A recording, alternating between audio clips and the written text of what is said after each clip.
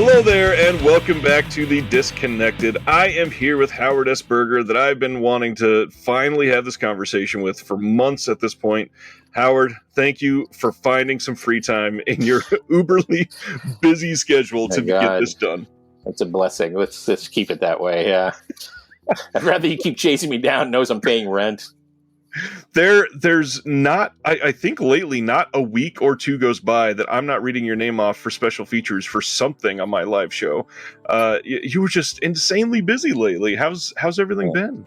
Good. Well, I mean, you can't complain when you're doing this. I mean, like, you can, when you have a stroke from no sleep for a month, but it's great. And the people who are, I'm working for and working with, it's better than any, certainly better than any, college class I ever took back in the day. Yeah, that's for sure. And I had some good ones. So, really good. I'm grateful that you're using the second line here to display that you're a director, editor, video essayist. And that's just the beginning. I mean, the amount of stuff that it seems like you've touched is getting to be a little daunting at this point. And over the last couple, I've been about 10 days trying to rewatch as many of the If you're trying to get into my will, I mean, I'll put you in it. No. It's worth nothing. None of this is going to make it worth...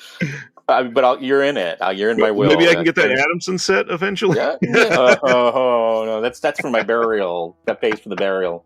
Okay, I'll talk about it. I mean, in all reality, I just wanted to say it's been so interesting to listen and track down to what you have been a part of over the last few years, because many of these people that do the commentaries, the video essays, everybody has their specialties. And you, in my opinion, are one of the more well-rounded individuals that do these. You've got expertise in so many different genres. Like, where did that foundation come from for you? Thank you. That's nice of you. It's worthless. I'm telling you.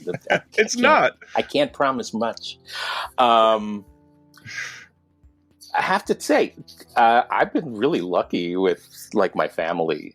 I was born and raised at a time when my family. I just have my mom, my dad. Had my grandmother who was living with us at the time. They're gone now, all of them, unfortunately. But I had two older sisters, and we moved out from.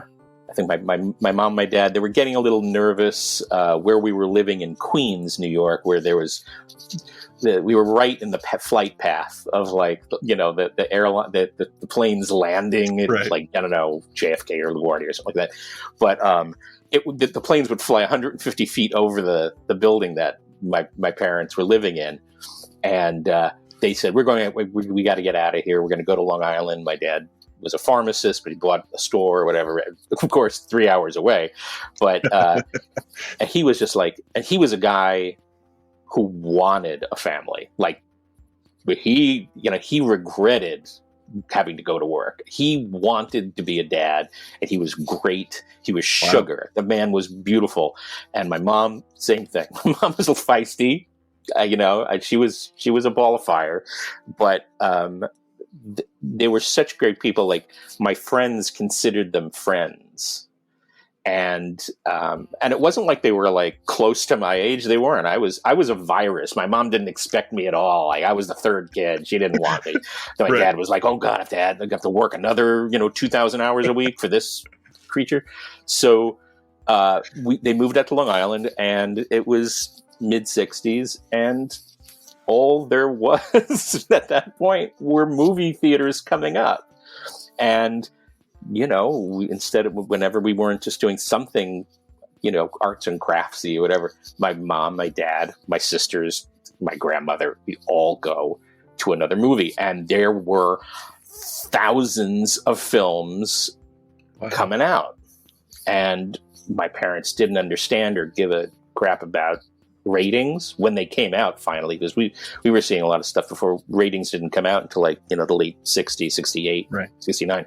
And we were going, to everything. Because you could go to everything. And TV was black and white. We only have a black and white set. It's we don't even have a den yet. And it was just TV stuff we were watching. We liked TV too, but I for some reason, when I was I mean, I remember seeing movies when I was the seat that I was sitting in the theater was my mom or dad's lap. Like that's how, and I was glued immediately. I don't know. My mom used to tell me that, like both my other sisters, they were like my oldest sisters, who is brilliant. I mean, they're both brilliant, but one is like Krell level, and always intimidated me from the get-go. And she was just her grasp of every kind of language was amazing. I mean, like not foreign languages, but like literature or film so I was like in awe. So I was sort of like secretly in competition to try and get her attention and my parents' attention. And I loved movies. My mom said I was the only one talking at like 9 months. Great. And my oldest sister wasn't. She didn't talk for like 3 years, but figures she didn't have to. She was having great conversations, probably, dissertations in her head. She was so genius. So by the time they, I was just, she said the playpen doing laundry when we were still living in Queens, right in front of a TV set down in the laundry room. They had one. And that's it. She said I'd be standing, trying to stabilize my fat little legs so that I'd be there watching anything on TV. As I got older, it was immediate. Towards late 60s, I wasn't even like maybe 3.5, 4. I was trying to figure out contrive ways to stay awake, so that I'd watch movies. When I found out that movies were on after, thanks Grandma, she was the one who told me, movies are on like until like 4:00 in the morning, and then the test patterns would come on. Yeah. I manipulated like crazy so that I could watch movies. So if you're saying, this didn't come from classrooms. I didn't discover movies late. I was watching, I mean, except for the older ones, but who knew? The thing is, back when I was watching movies as a kid, it was a younger time in between movies than Star Wars is to us now, like the first one. That's older now than what I was. Right. I was watching Jimmy Cagney movies, and just because that's what it was like 35 years old or 40 years old. You look, but back in the 20th century, this is weird. You could talk like this, but you really can. Things didn't look the same. Every 10 years, there was a dramatic cultural shift. So everything looked different. The style of cars, the style of buildings, the style of clothes, the style of, the different types of relationships and politics and acting styles and set design and cinematography. It was all different. Oh, yeah. Now you don't really know from like maybe 1998 or 9 to now. It's a little tougher. A little tougher. But so back then, I was just galumping stuff down. And we had stuff in New York. I mean, we had Long Island, but it was New York had this great channel, WOR9. And every day, I think it was like 11 o'clock in the afternoon, or maybe 1 o'clock. I don't remember that well anymore. Maybe 5 years ago I did. But they would, and then at 8 o'clock at night, every day would be the $1 Million Movie. And that would be one film every single day for a week. So I was watching stuff like Red Skelton in the Fuller Brushman, which was paralyzingly brutal, funny comedy. I mean, brutal, totally appealing to me. I don't know why violence in comedy really was important. Like, I wanted brutality, and that just sent me into hysterics. So that would be then King Kong would be on. Ooh. And I wouldn't know what these were. I didn't know. I had no idea. But you go, and then they had like Son of Kong for a week, where I would just be crying, hyperventilating for poor baby Kong. Like things like that. So if you watch 3 of any of my pieces, it's always going to start the same way. When I was a little kid, it's not important unless it made a difference to me somehow. So, working on the Sidney Furie thing, God damn, I knew Sidney Furie since I was 1. I was like an embryo. They pulled me out wet and was like, Sidney Furie is good. You know, I was like, so, you know, that's really how it happened. And my parents really encouraged us. I remember my mom, luckily, this guy actually became my mentor and a good friend until he passed away, was a man named Aram Avakian. Some people have issues with him. It's okay, like with The Godfather. If you know anything about The Godfather, there was some mishigas that went on because of him, but he was a brilliant guy, and he made a movie called End of the Road, which everybody worth his salt should know and have that scrimshot on his privates, because that is the most amazing motion picture. 1969 with Gordon Willis is, I think, his first feature as a cinematographer, and Aram from a John Barth book. So it's this like sort of wonderful sort of collage film, sort of filmmaking, very pop art at the time. And my mom, it was rated X, mainly because I guess he had a guy fucking a chicken. Okay, that might do it a little bit. Okay, went over my head. I didn't get that. I just thought I don't even remember it until I read about it later, and then I watched it. It was good. Crazy film, but he became my mentor and teacher when I did go to film school, and he was a pisser. The guy was just wonderful, and my mom, empty theater, and trying to explain to the manager of the theater, the owner of the theater, because he didn't want to get arrested for allowing, you know, a 5-year-old and his mom into the theater. This is there. And he wasn't going to confront her and say why this is rated X. She didn't care about X. It didn't make any, it wasn't important. And she always pulled out the same thing. We tried this with a couple of movies, including Clockwork Orange, also the same thing. We had the same issue. She goes, look, if he's old enough to ask to see it, shouldn't he be old enough to see it? And I'm with him. Right? Oh, I can just take him out. He let us in. You know, it's like that's she would just, you know. So so it's really like, you know, it was just trial by fire. And what I liked was that films were different. They weren't all the same, and I wasn't looking for entertainment. After a while, I just naturally, when I started seeing things like subtext in movies, that happened early on. And I didn't know that people weren't looking for that. So I used to get in fights with people who love this movie, love that movie, and hated this director, hated that. And I'm like, oh no, that's his most brilliant movie.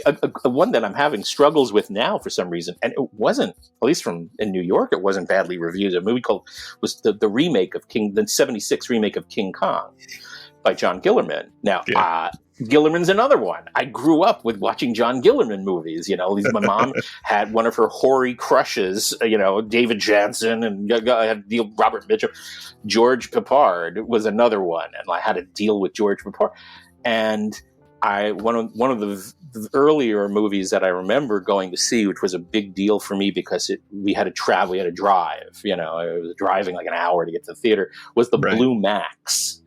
Now, if you've never seen the Blue Max, that's another one that'll just blow your skull out of your skin. It's this 3-hour epic, but you know, everyone's yapping about, oh well, it's, you know, World War I flying. He says the weather was bad in Ireland. You know, all that crap. That's like production crap. And then it's like, but it's all about fucking. Like, wow, what? This has nothing to do with a World War I flying ace. Wow, no, this is like really heavy, hoary stuff. And I'm like, this is just insane. And then I started watching other John Gillerman movies just because we did, you know. But by the time you get to King Kong, it's like everyone's going like, this is not Kong, it's not stop motion animation. I go, all I know is that this is like one of the nastiest, darkest, like battle of the sex movies, satires from the 1970s I've ever seen. It's excoriating. It is so, and it's almost to the point of like misandry. Like men are just despicable, controlling beasts, these monsters, and women are 100% victims. And to me, it was just very clear that Kong was this out of the blue creation from Jeff Bridges' head, who the minute he sees this woman sees an opportunity to be her rescuer. Right. Before they knew about the Kong. This is when we were on the boat. And then you have this unnatural thing go on where, they cross this fog bank that's never moved. How cool is that? And and this monster comes out and takes her, and he is going to be the guy to rescue her. So it's like this Freudian split. And how can you dismiss that? You can't see it in the first place, and you have to dismiss it because it's still a bad remake in their eyes of stop motion Kong. There's room for both in my world. In fact, one of the things I do when, I don't really care, what happens, but when I am asked to do with another person, a audio commentary or something, and I've either not worked with the person or if I'm doing, my first rule is I abandon my taste because, I'm not here for you to agree or disagree with me. I'm here to tell you how I see stuff. And if you get it, that's good. Cool. If not, then it's, I'm not judging you, but an opinion is not only an opinion. I love how people try and pretend it is not a power device, because it's only a power device. It's just to start some, it has nothing to do with the movie. It has to do with you. Like, how many times did someone say that film stinks, or why you really like that movie? Really? And then 10 years, I got around to watching it again after 10 years, and I think it's really kind of holds up it's pretty interesting. I go, oh, really? Well, how about the 20 people you just alienated in our circle by calling them morons? So I always tell someone, if anyone does commentary with me, I go, the minute you judge it, if I don't know about it ahead of time, if it's used in a certain context, fine. But if you start to judge your movies, I'll walk out of the session. I'm done. I have no reason to be there otherwise. I want people to watch them. That's what I've appreciated about your stuff. Is it's we get a lot of the historical context from a lot of these other commentators, and you do that plenty as well. But a lot of the stuff that you bring to it is this, not to sound like I'm worshiping or anything here, but like this magical personal context that means a lot in the moment, and you can sense that. And you joked about most of the time it starts with when I was little, but these stories that mean something to you, you can feel that. That's something that people can't really make up. Oh, that's nice to know. Believe me, that's really great. I appreciate that. You have no idea. I mean, that's the joy of it for me. The thing is, I don't care if people exactly like me or like my taste. It's so transitory. I really don't care, but if you've asked me to talk about a movie, and it's amazing because, there's a lot of people out there who, they get nasty. Yeah. And I've been shocked by a few people that I really respected until they started, literally trying to publicly humiliate me for my take on movies. I mean, but I can support my take because I'm not basing it on a bias or a prejudice. I don't set limits. Now, I do credit this with a collaborator of mine, my friend Kevin Marr, who we're friends now. I don't want to say how long. Wow, it gets to that point where you go, wow, I've known him more, wow, hello, a couple of years. But he and I do, we actually brand ourselves the Flying Magiste Brothers, and we do a thing called Destructible Man when we can now. We used to be able to do it when we had lots of time. Now we have no time, but we're trying to work it back into our daily thing, and give us a couple of months. But where he would come over to my house. He lived, about an hour away, and working his ass off on. He was a museum installationist, but he's also a brilliant film. I knew him from film school, but not. He was after me, my grade. Right. I was ahead of him, a little bit old, a year and a half older. So I was introduced to him, and suddenly we're like, we don't have to talk. It's just like locked. And I never even had a friend like that growing up, and so Kevin and I pretty much, locked, very easily and stuff. Even if we didn't agree, it wasn't that. It never came to that. It was always, this is how I see, this is how you see it. And then like, okay, so he used to come out on his, if he was freelancer, he would have, a month off or something like that. And until work came, he would come out to where I lived in Long Island and stay. And we had a wonderful video store. The only one on Long Island that was just beyond was a place called 112 Video. And unfortunately I just found out that I was really close friends for a good long time with the owner of that store. And he was known for basically becoming a sort of like one of the first not the first convention bootlegger, but he really had a good business. Like, he actually paid the taxes, right? But he had a beautiful vision for what he wanted, and so this guy Fred Fry, and he just passed away. Frighteningly enough, I couldn't believe that. So that was a big blow. I just found that out like this month. He died in January. I had no clue, but he had disappeared and totally gotten out of the film thing.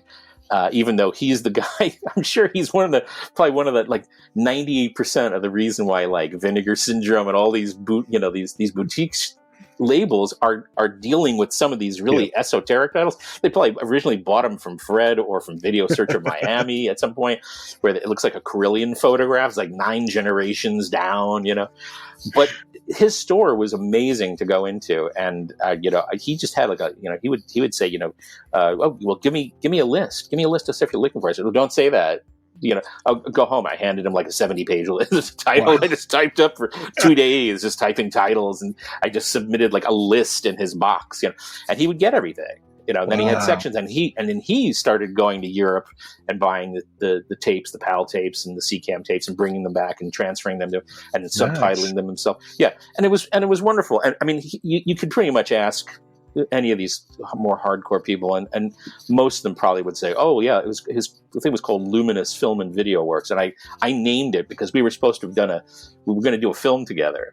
Because they just had like the Steadicam Junior came out, for home video, whatever. So he wanted to do something and put money that he was making back into it, and and we had no idea. We were writing the script, and very Jean Roland type of thing. We were working on, and we were just gonna really try and do an authentic thing, but do it on Long Island. Not like look cheesy or like shot on home video. We wanted to have a nice cinematic aesthetic to it, and I remember the night that we finished it, and we typed up the title page with our names on the thing, and it was Howard Berger and Fred Fry, Berger and Fry. And I'm like, we didn't even realize, and both were spelled wrong, Berger, Berger, and Frey. And we were ready to throw up for the rest of the evening, like laughing so hard. It was just like, but that he was another big resource, after a while. And what was great was that it was like, your money's no good here. He would call me up at 4 a.m. You want to come by and check out this thing I just subtitled? And then he would send me home with like $8,000 worth of boxes of his stuff. Wow. And I would go home and I would start watching them all. So there was a whole nother area, like the European films and things, just Franco, who I am, thanks to Tim Lucas explaining him to me, totally addicted to him. And luckily, I actually saw quite a few just Franco films either on TV in the 70s, the 60s, 70s, and I'm so happy that I actually saw a few of them in the theater. I was like, wow. I didn't even know. I remember going to see, we were going to see, I think it was Busting. Me and my dad went to go see Busting. And I go into the lobby of the theater, and there are the posters of Coming Soon, right? It's like the old Bijou theater, it's beautiful theater. Right. And it was Zardoz and Castle of Fu Manchu. I was like, and everything was like, and I'm like, the thing my dad would always laugh is like he would say I would like stare at him. I was a peewee. I would stare and I'd go, "We're going to see these, right?" And he was like, "Yeah, just give me time to get dinner in my." My favorite, and this is really a thing about my dad too, is he was such sugar. I love talking about him. He took me. He would work like 2,000 hours a week. It was impossible to even see my dad. Sometimes I'd be asleep before he even got home. But this was like 1972, 3, something like 2, and The Creeping Flesh was playing. And my mom was wonderful. My mom used to subscribe me to every horror film magazine on Earth, like Famous Monsters, Castle of Frankenstein was a big one because that was the one that was geared more towards college kids. And they had more of the edgy films and reviewed. Joe Dante reviewed for them from the 60s. He was reviewing when he was like 15 from them. So it had a much more scholarly and an obscure thing. Like the folks, the Red Wolf Inn was reviewed from them. Like that's how I found out about those movies. Texas Chainsaw Massacre.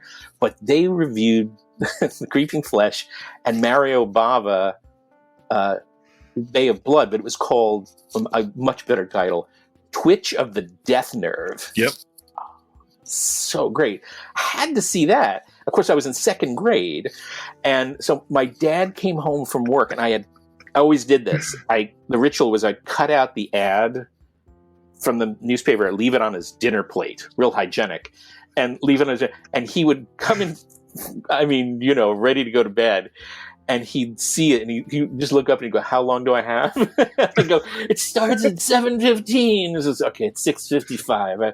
Give me 5 minutes, and we'll get there. I promise you. If we get there late, we'll sit over. And that's so wholesome. I love that. We went to Twitch the Death. My dad slept through the classy one, like Creeping Flesh, right? And he knew Cushing and Lee and all these guys. We'd seen them already, since I was born.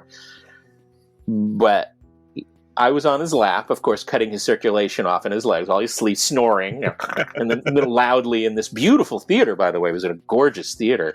It was where they had Star Wars for like a year and a half when it came out. It was this beautiful, immense theater.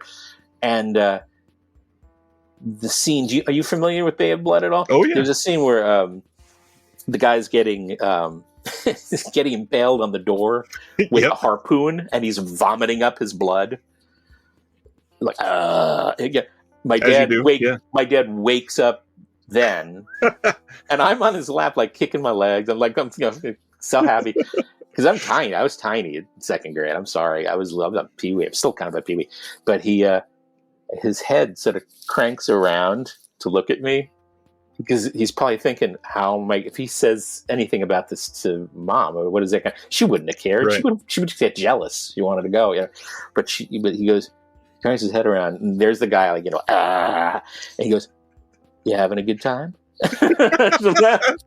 I love you, Dad. So that was the thing.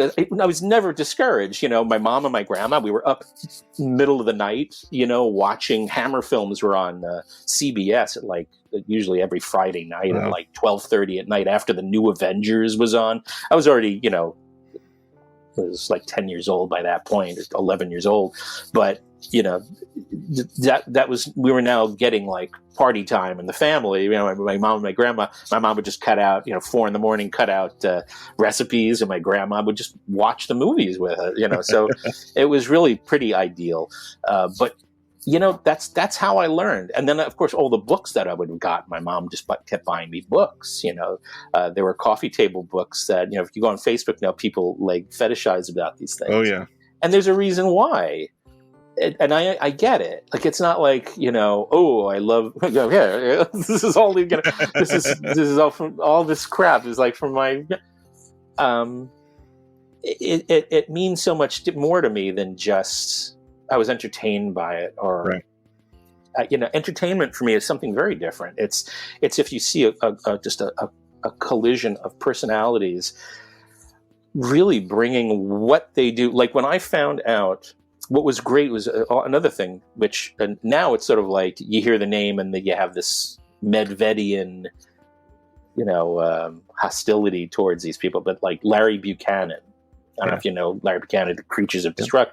He was basically hired to do, it's just enviable, this rural Texas industrial filmmaker and his crew hired to direct remakes of CinemaScope, or at least cropped scope, AIP Corman films, like this, it wasn't, or Arkoff produced films like the She Creature or whatever, not Corman, but it was AIP, and remake them with his crew on 16 through his process. Yep. So it's like, you're putting, good meat in a grinder, and someone has a different touch to how they prepare the meat and then the recipe. So I sit there in absolute awe, and I watch these stuff, and it's like, it wasn't just because that was, part of it. It was probably because this is what I was introduced to back then when I was that age, and it was available to me. But as I got older, I started understanding the backstory between who's actually making these things and what they are. I just not one of those guys that has to say, "Oh, so bad it's good." It's really offensive to me, and I don't take it personally, but it's like, my first reaction is, you're not impressing me terribly much by saying it's so bad it's good. I don't care about good and bad. I really have no, I'm not ignoring that there's part of me, a knee-jerk reaction to something where, it's not how I would have done it, or that doesn't make sense to me, but at least I'll try and explore through other people what maybe how I disconnected from it. And I'll try not to go off. And, sometimes now I'll make a joke, like on social media, a joke, like we were joking about talking about the new Indiana Jones movie. And I said, and he was like, "Oh, looking forward." He goes, "Oh, I'm looking, I can't wait to see this." And I go, and I made some snarky thing about a joke, which I didn't mean. People don't know that. I forget. People don't realize that everyone makes these jokes because they really have no faith in the final product. But I really don't care. I just, you never know what's going to pop up in these films. So I made a joke, and he goes, "Negativity?" They can't even believe that I'm like, no. I'm joking. I'm just an asshole. I'm just kidding. I'm not. That's up, but I don't feel it. I really don't. I don't have that. That's not my first thing. Was, it should have been done this way. It broke the rules. This is not right. This is terrible. And I'm like, oh wow, I really have no, And sometimes I hear audio commentaries, and I'm like, why are you doing this? Why did you say yes to it to begin with? I don't get it. It really is kind of shocking. And I don't know if. I don't know if people want that, but I don't, I really don't, I don't care that much to try and fulfill an obligation to what I think people are going to want and not want.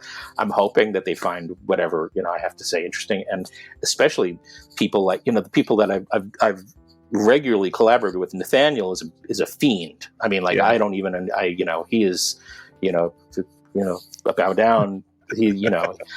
I've done maybe like 100 and something commentary. I don't know if he meant just Blu-rays. I don't know, but he says, I just did my 200. We did Joy House together just recently, the Rene Clement's Joy House, and he's like on Facebook, like, this is my 200. And I go, 200? Nah, this has got to be like your 500. I don't understand. He was saying 200 this year, maybe. Me. Yeah, I'm going to call him out on that one. Yeah. But he's, he is special. He was special. Yeah. He really did get me into this thing. And the first thing he said was, I don't want, I just want it to be casual. I want it to talk like we talk. And that's it. I'm not interested in doing, there's scripted things, but that's how he does his section. I do my section, whatever. And occasionally when Steve Mitchell comes in, he introduced me to Steve, and that was, that was very fortuitous, because I wasn't, it's just sort of getting used to doing it with one other person, three people total. Wow. How do you negotiate that? And we just had three different sets of interests that sort of dovetailed. So, that worked out nice. Sergio Mims is another person who I don't, how I feel about him. Yeah. It's probably how everybody feels about him. I mean, if you don't know him, I'm so happy. There's a really nice Wikipedia page on him now. And you can't cry enough for losing this guy. I got to tell you, there's no, I'm beating you to the punch because I don't want to start crying if I talk, because he is one of these people that, how did I meet Sergio? He suddenly sent me a friend request on Facebook and introduced himself and said, I love what you're doing. I love this. Every time a new release that we did, they'd make an announcement, like, Kino or someone would make an announcement, it would be on my wall the minute the announcement was made, and he would just go, I've just ordered this. I have to hear what you have to. And I'm like, what the hell? And I mean, this guy was like, to me, he's like a superstar. And in Chicago, I can imagine, I can't even imagine how he's respected.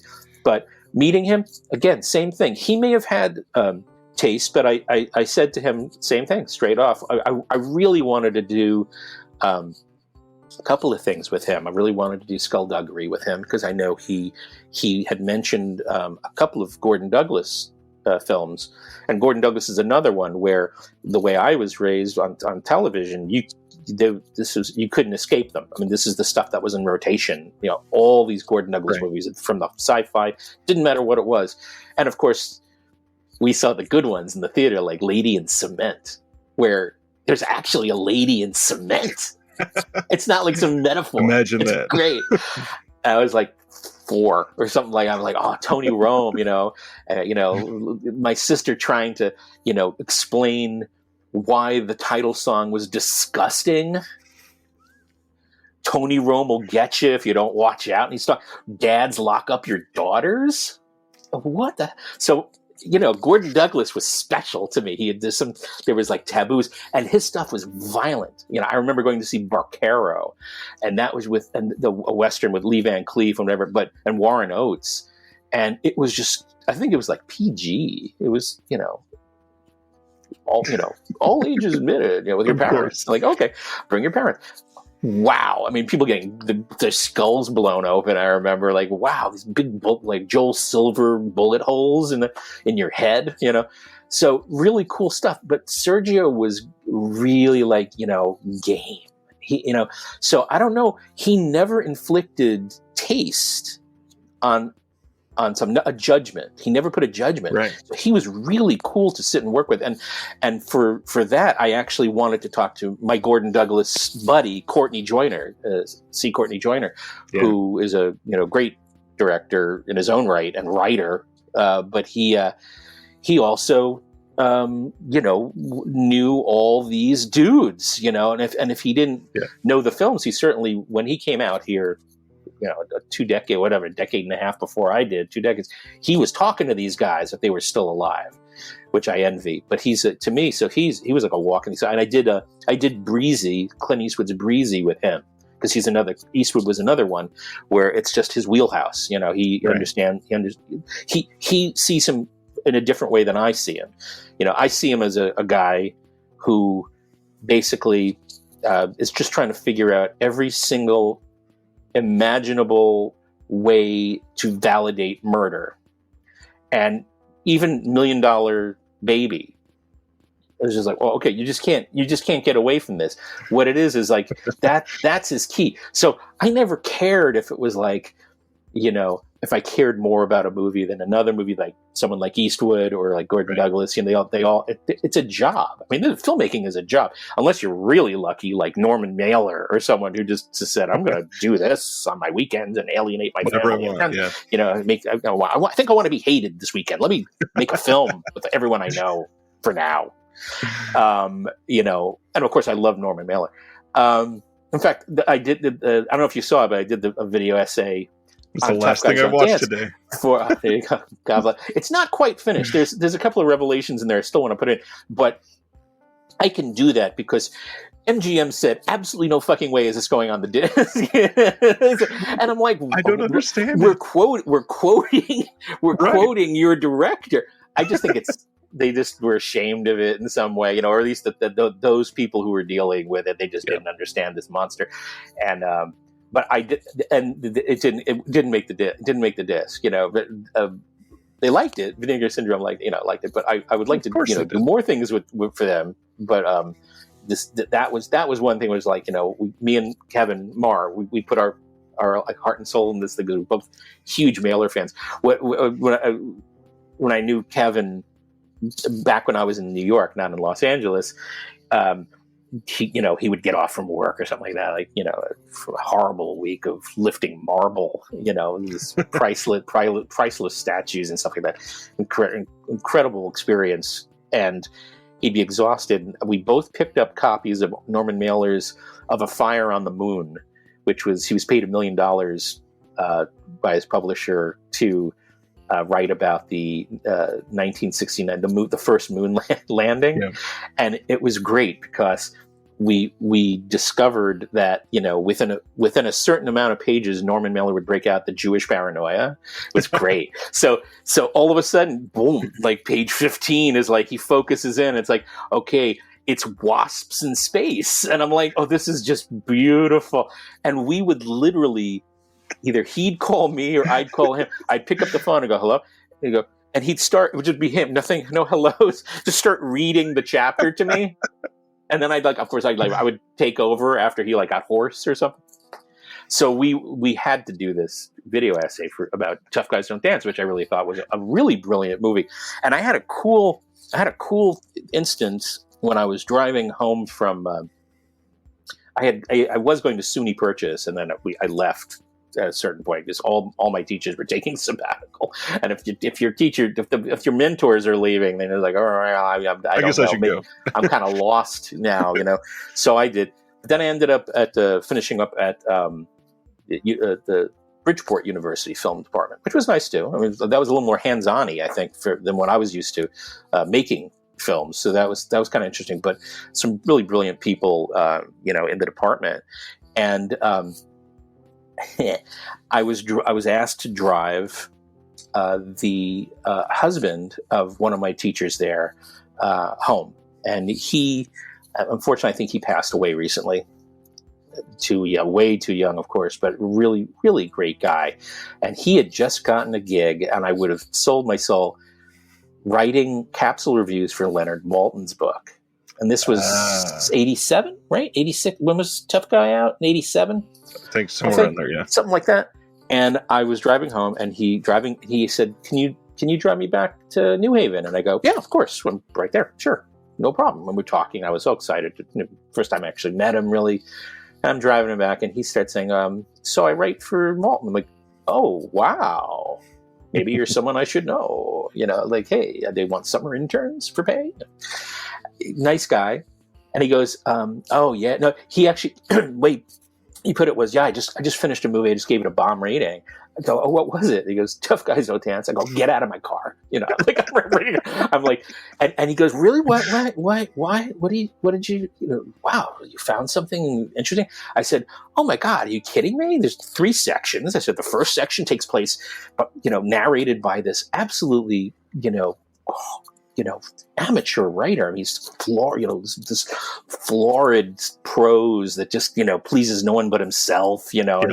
and he's totally, just a fuck up, and he's, and it's mainly during the day. Everything's shot like mainly during these like gross kind of, New England days where it's moist and gross, muggy, yeah, and overcast, and which I like, but And then I said, then there's this sort of objective middle with Lawrence Tierney and his son. So that's when you're sort of outside both of them.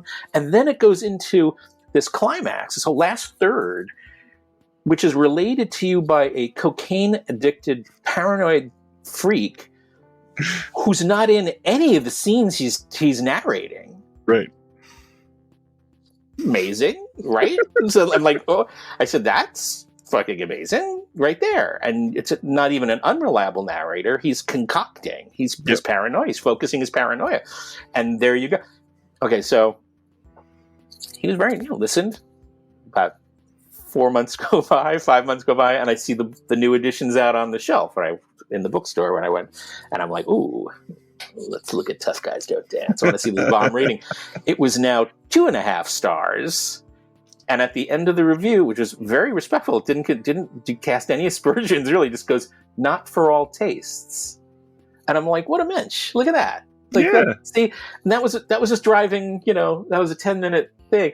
So persuasion is nothing that you try and do, because you can't sell yourself to someone who's already, the biases are right. Thick. But you can at least state your case, and if they, humiliate you, then, okay, I scratch them off socially. But if at any point, and I've had other people come to me, especially like Texas Chainsaw Massacre, which was, that was like my 9th birthday gift from my dad to be the Texas Chainsaw Massacre, because I wanted to go see. And then, like, when it was re-released at like my last year of high school, I had like a couple of teachers like cutting out of their class with me to go. They would get they would call in and they would pick me up and we'd go see Texas Chainsaw Massacre. That's just awesome. Because it was surreal to think back and go, "Oh, my teacher, this is insane." So, so that was pretty cool. Like that, those kind of, it's like you and this one guy, really great, really cool guy from college, Purchase, and he was like an assistant director to like went on to like really great stuff. And I always knew he was a really smart guy, but he comes up to me. He goes, "I found out that you like Texas Chainsaw Massacre." This is like freshman year. So what did we, anyway, now? And I go, "Yeah." He goes, "I'm really disappointed in you." And that was it. Like, I'm like, "What?" But I didn't, I'm still thinking, he has his reasons why that didn't agree with him or whatever. I don't know his personal history with it. I don't know. Right. I don't know where he's coming from. So I didn't hold it against him, because that's anybody, even me. Everybody falls into that. But he, at a certain, I think it was at graduation or something, around the time of graduation, he came to me and goes, "I really want to." No, I know it was a really great professor of ours showed it as the one of the last movie of a really amazing class that he had, where he was showing like 80 films during this one semester. Jeez. And I actually got it for him. I was like the only person who had to get a print back then. Like it must have been like 85 right. or something like that. It wasn't so hard to flip, but it was, people had to poke around and know where to get it. And he scheduled it. It happened to be scheduled on my birthday. So, and I wasn't even in the class. I was at Bridgeport at this point. I wasn't even at the school, but I was sitting in on his class because I had to. I wanted to hear him talk. And he just goes, before he showed the movies, I want to say, "Thank you, Howard. Happy birthday." Like, that was so forever. That movie is now sewn emotionally into my body, because the one, one of the people, one of the teachers that I just thought was like amazing, genius level guy. This guy, he's Tom Gunning. He's I think tenured now. I don't even know. He might have been retired from university. He was the head of University of Chicago's film department, which was like, that's like Matterhorn. But he's just a brilliant guy. I could just listen to him, cuss. You'll get something great out of that. But that movie, and he came to me afterwards. The kid came to me and said, "I apologize. It's embarrassing. I've apologized." I said, "You don't have to apologize for not liking Jane." That same human context that made them be so negative towards you, that's what makes your stuff, in my opinion, so freaking relatable, because it'll be Tough Guys Don't Dance, and you'll hear 60% of the world's population go, "This is tripe, this is god awful," but somebody like Howard will go, "No, pay attention, this can actually be amazing." And one of the things I spout it so many times on this channel is that every single movie has been somebody's favorite movie at some point, and if you give it the respect, you will get something out of every single film. Yeah, I mean, I'm not even asking people to do that, but they'll think that they'll just, what I get is like, "Oh, you love everything." I said, that's not the point. I don't care. I don't care if I like it or not. It's so much more fun to talk about things that you enjoy rather than just shit on things that you don't. Yeah, I mean, there's layers and layers and layers to stuff. I mean, I read this great book, and I've been talking about it lately, a lot, because one of my I never met him. Ken Russell. I grew up watching his movies, of course, I remember that one of my mom with her, if he's old enough to ask things, that was one of them. The Devils was one of them. We had driven 45 minutes as a family to go see the Devils. We didn't know X-rated. What we didn't know. We don't know what that meant. So they turned us away, and we went across the street and saw something else. I forgot what it was. Straw Dogs, actually, I think it was. That was rated R. We went to see that, but Peckinpah's another one in my heart, But Ken Russell, we went to go see we saw Women in Love in the theater. I think we saw $1 Billion Brain, but I was like the size of a raisin at that point. I was tiny. And then I remember The Boyfriend was the one that really made an impact on me when I saw it as a kid, because it was still cut by like a half an hour, but it was just, to me, the most brilliant thing I'd ever seen in my life. And I was a little kid. I was probably like not even, maybe 5 or 6, just about to turn 6. And me and my sister were just laughing our heads off. We probably didn't even know why. It was just so choreographed in such a way where it just telegraphed these great moments to me. And it certainly wasn't a typical film, like a comedy that, I can't compare it to another movie, especially visually.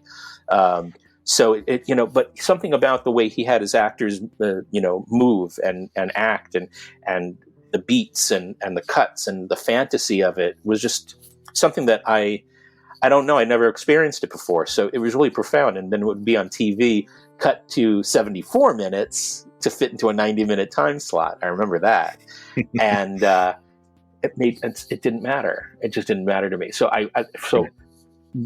this one guy, again, sad to say, he passed away past couple of years ago. This guy, Ken Hanke. We used to call him Cranky Hanky because he was always very irascible even when you complimented him. He was like, and I was like, okay. But he wrote the last word on Ken Russell. And I'm saying, like, you read one page and you put the book down to process, He nailed this, not just nothing about superficial anything.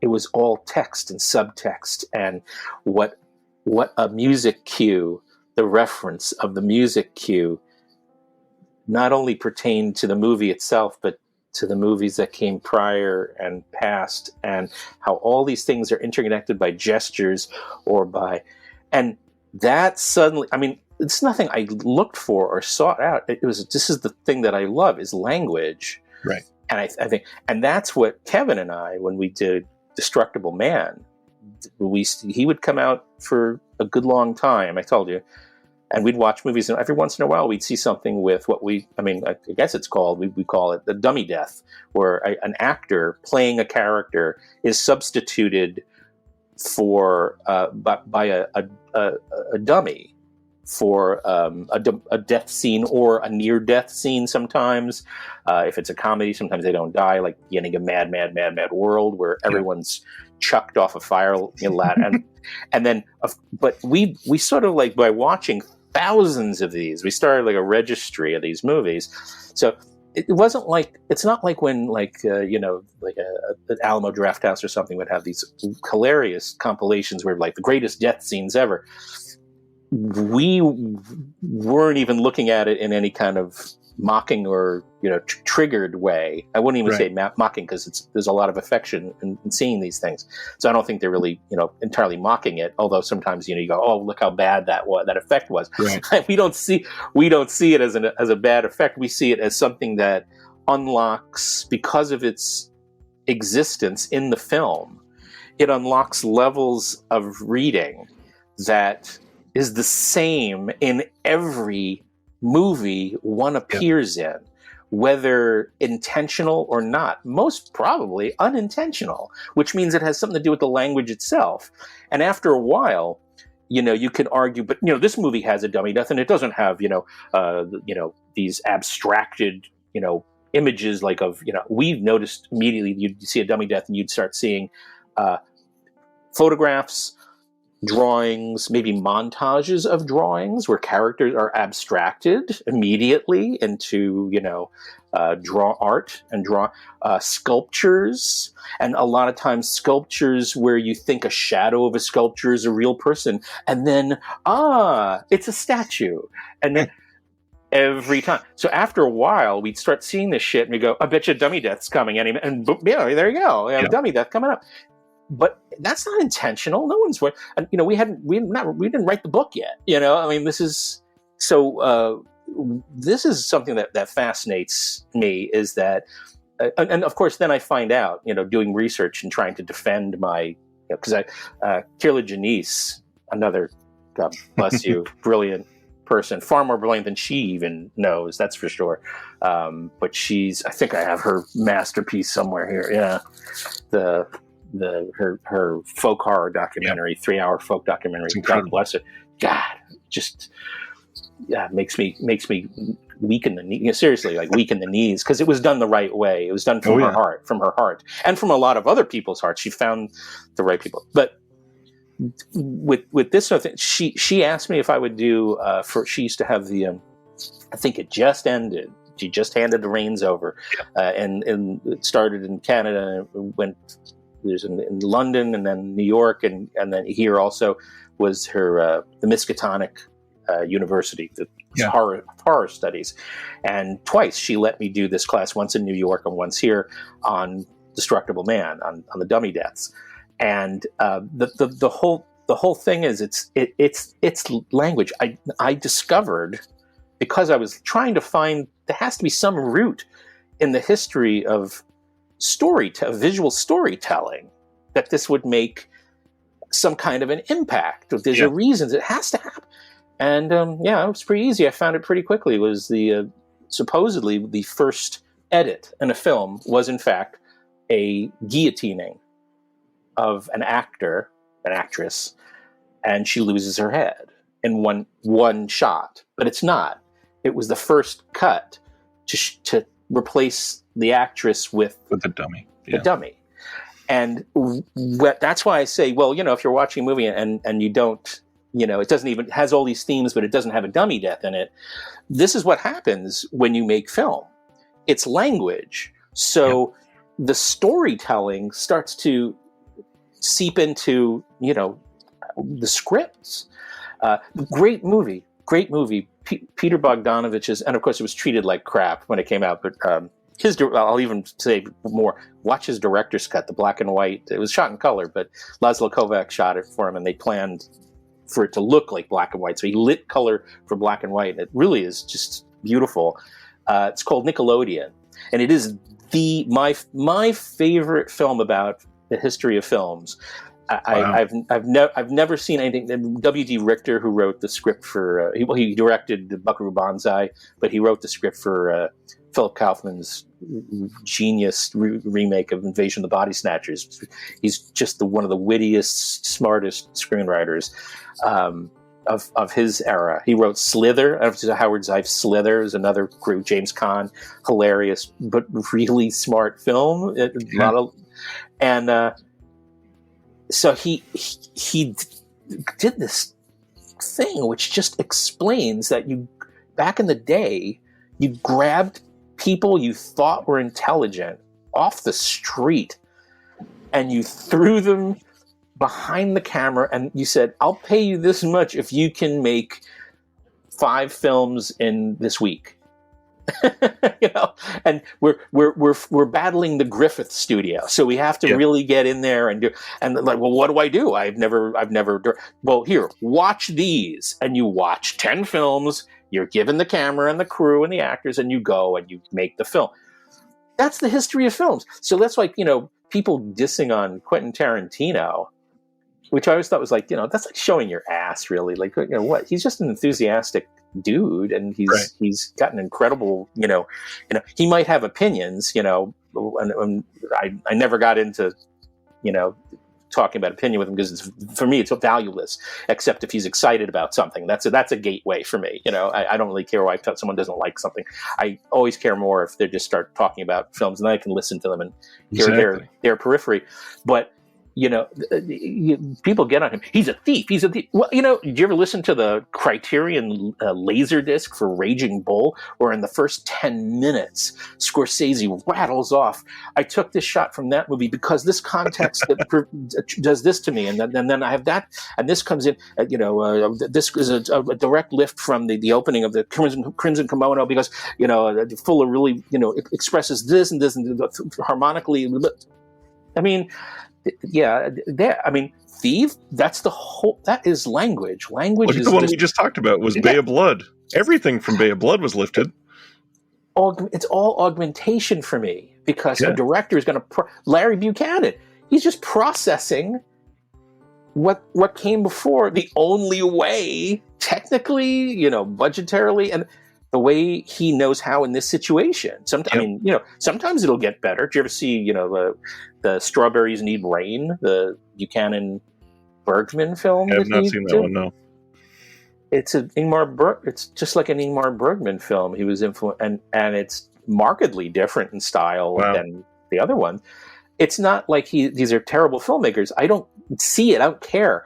What I care is that you're privileged. You're in a privileged place where you can watch, you can realize things beyond the superficial, and that's, to me, that's a gift. I mean, I feel so privileged. My whole life was basically unrestricted, and I tried. I have a niece who.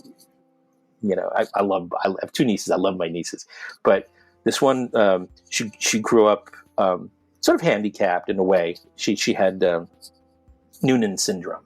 So, but she's sharp as tack. But there's trickle down effects that affect her. But while my sister and my brother-in-law, he's also passed away. Everyone's gone. Ghosts that I love. They were just wonderful with her, and they would trust me to show her movies. Wow. So she's 4 years old, and she's going around my room, which this is nothing. I mean, this is Los Angeles. This is like 1/100th. I mean, I have like 60,000 films, but in different medias, like MP4s from like a decade ago. Yeah. I mean, thousands and thousands of them. And then there's DVDs, and my poor friend, God, if he knew how much I love him, he took on my collection in his living room as a friend when my parents both passed away and we sold the house. And his living room has looked like the last scene from Raiders of the Lost Ark for too long. So one day I'll treat you right, Dave. But this is, this is just stuff that I need to consume this stuff. Right. And the last thing I need is for some sort of discouragement, and I don't endorse it. I don't, there's just no way. You're going to miss too much. You're just short cheating your own bed, Yeah. But that's not for me to care about or judge. So, I just so appreciate people like you who that's what kind of turns you on, and I'm like, wow, I really didn't even know. I didn't know until I started looking at like these boutique labels and their, the podcasts that people, are now obsessing on, or anything. They're appreciating people like, Tarantino in the right way. Not that he's some demigod, but that his movies, he made that Once Upon a Time in Hollywood. And to me, that was just this, that was everything I had hoped he would do without realizing it. There's these levels and levels and levels, and a thoroughly unreliable narrator where you just, it's impossible to judge what's real, what's not real. Of course, none of it's real because it's a film. So but if you watch certain scenes, there's going to be scenes where it's told by a narrator, right, who's never seen, and then you see characters behaving certain ways which tell you right off the bat that they don't, like the scenes with the Brad Pitt waiting to find out what the producer or the director, Kurt Russell, arguing it out whether I should fire him or not from the production with the actor, with Leonardo DiCaprio in his trailer. Yeah. And there's response reaction where that character can't hear what's going on. He doesn't know what's going on. And there's things that just sort of affect, I don't want to ruin it for people who haven't seen it, but to me, there's like these wonderful little thoroughly cinematic moments. And Fred Raskin is this type of editor who just latches in so easily and understands the reality of what you need to consume, not the reality if this was real, because it ain't never going to be real. Right. So there's this sort of other understanding of what this movie is, the world. And that's why, talking about like Stanley Kramer or Dick Richards, there's other directors who blow my mind now, which again are very divisive. And I won't ruin it because I'm definitely going to try and do something on these people for just on my own. But there are some people out there, directors out there, who their movies ultimately come to a realization that their characters can't move forward in the script of the story that they're involved in for a reason that they actually don't get, that they are characters portrayed by actors in somebody's movie. And it's in there. And you go, holy crap, why? There's levels, yeah. Why? And there doesn't have to be any reason for it for me. It's just the fact that exists, because the language is that, it's that versatile. It's that elastic. Is that you can just really have a great time with any mood. If you just want to try and entertain yourself and have a judgment for it, okay, exactly. There's the game. You got the first level, but then there's others, but there's a lot of people who like really, it's just bizarre. They will hold it against me for not communicating on some kind of gut level. I'm not a human, I'm not with emotion. Well, no, it has nothing to do with it. But I just am not interested in myself all that much. I really, or you, no offense. I really care more about your perceptions so that I can walk away. My brain can, more grooves can be, forged in my brain. You hear you're addicted to movies. I think that's when you're really addicted. I'm addicted. I will live homeless, but I will never give up my collections of my books or my film. I'll make I'll make an apartment out of that in someone's backyard if they let me, before I go homeless. But and that's where you can sense, like I said, the context that you bring to these that are personal, because there are certain things that are baked into these that are moments, obviously, in this grander narrative. But the way that we grab onto certain things can change the meaning of an entire film, can obviously, by the way you're speaking on it, can latch on to a memory for you. You can never forget a moment of sitting on your dad's lap because of a scene in a film, and it will live with you till the moment that you die. And that's, to me, that's the magic of some of these. It's Proustian, right? That's like this. It is this thoroughly emotional trigger factory. It never goes away. Now, I was fortunate. I know a lot of people aren't as fortunate, like with the upbringing as that I was. Whether it's whatever, parents weren't ready to be parents or whatever. So I know I'm again. I know it's not. I'm not everybody. It's not an everyman situation. But I think what you're saying is definitely relatable to everybody. You can whether it's a sparkling moment or not. An emotional trigger to art, whether it's a book or whether it's music or a movie. I agree, and I just it does happen. Like I can't listen to Ed Ames or the Ames brothers. Ed Ames singing "A Time to Remember." Is that what it's called? I think it was just one of these songs from like the '60s that I will burst out crying if I have to hear that. All it reminds me of is that the people I love are all gone. I can't handle it, So it's not a terribly great thing to have to go through, right. Frisbeeing an album out of your house because you want to get exercise the demon of that pain, horrible pain. But is it so bad, or is it?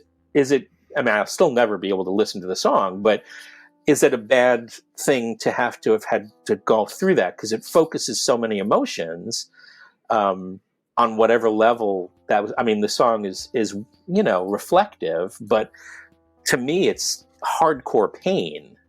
Real, unshakable, lifelong pain. But am I grateful for that? Maybe, and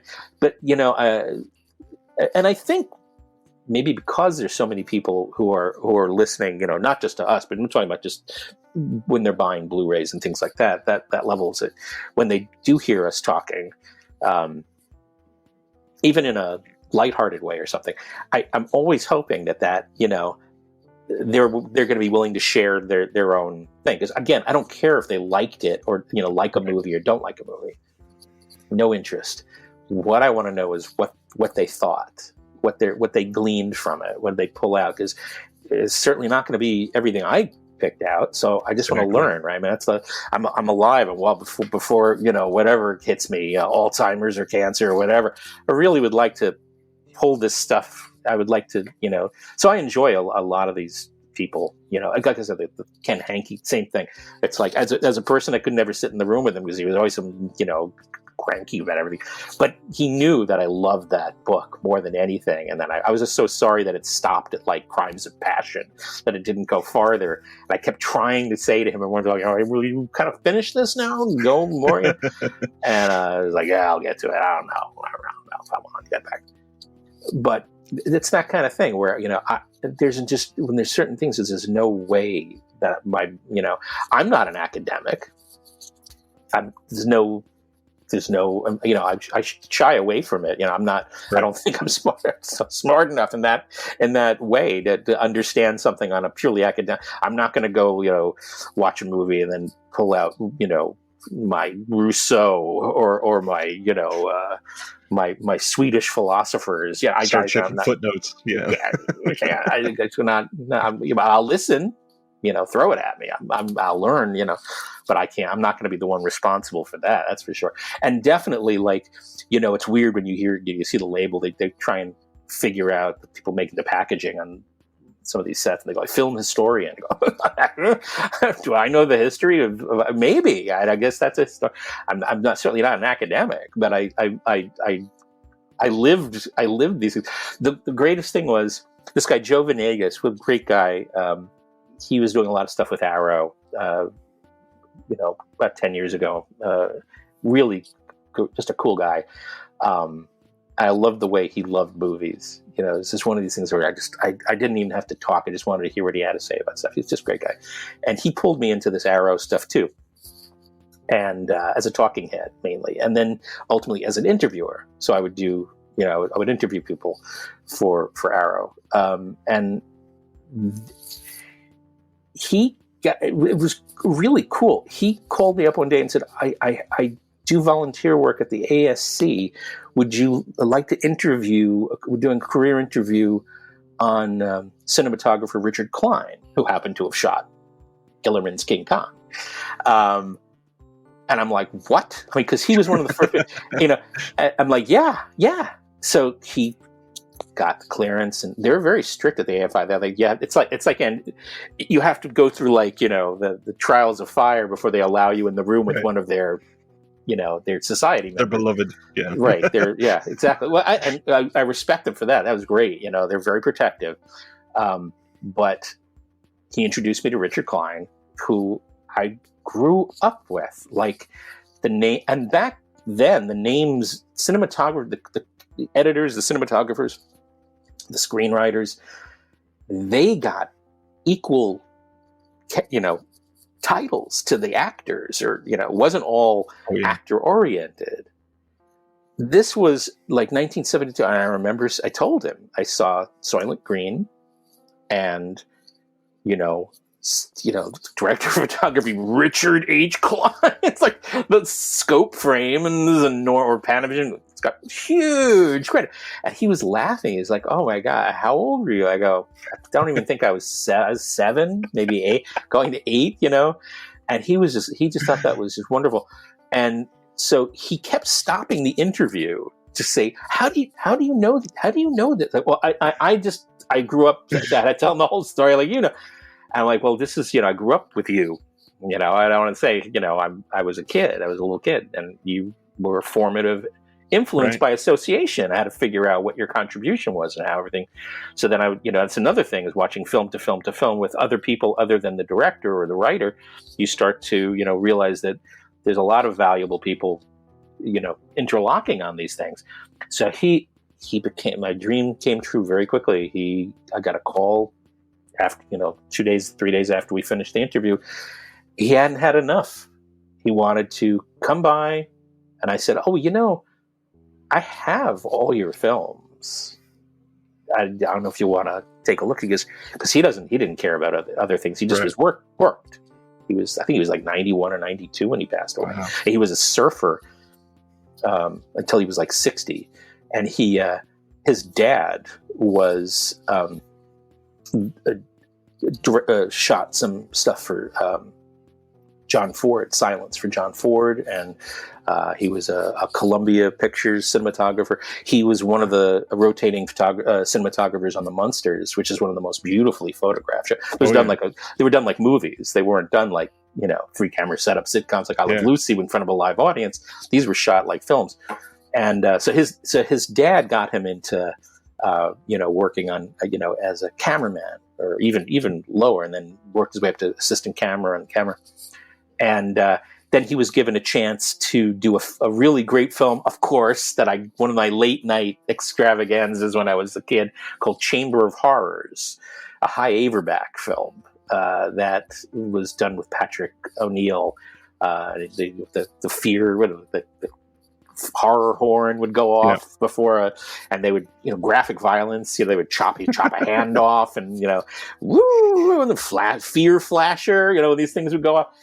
And he shot that. And what happened was, he told me Joshua Logan, who, did, Picnic with William Holden. He was sitting in on the dailies at Warner Brothers. And towards the end of the shoot, he asked Richards, "Well, what's your schedule after this film?" And he goes, "Oh, I'm just finishing this up, and I'm trying to figure out what the next thing is." He goes, "Well, I'm doing Camelot. Would you be interested in doing that?" Sitting down. So he went and discussed it with him, and he took the job and was nominated on his second film for his first Academy Award as cinematographer. So, he was just an amazing. So he became like a really close friend, and every Tuesday and Thursday he would come over and we'd watch something. We'd watch The Mechanic together, and he would tell me all about Michael Winner, who I'm obsessed with. Another guy who I think, deliberately tried to steer people the wrong way, confuse people, disorient people towards who he was and what he was talking about. So you'll watch a Michael Winner movie and you go, "It's so bad, it's good."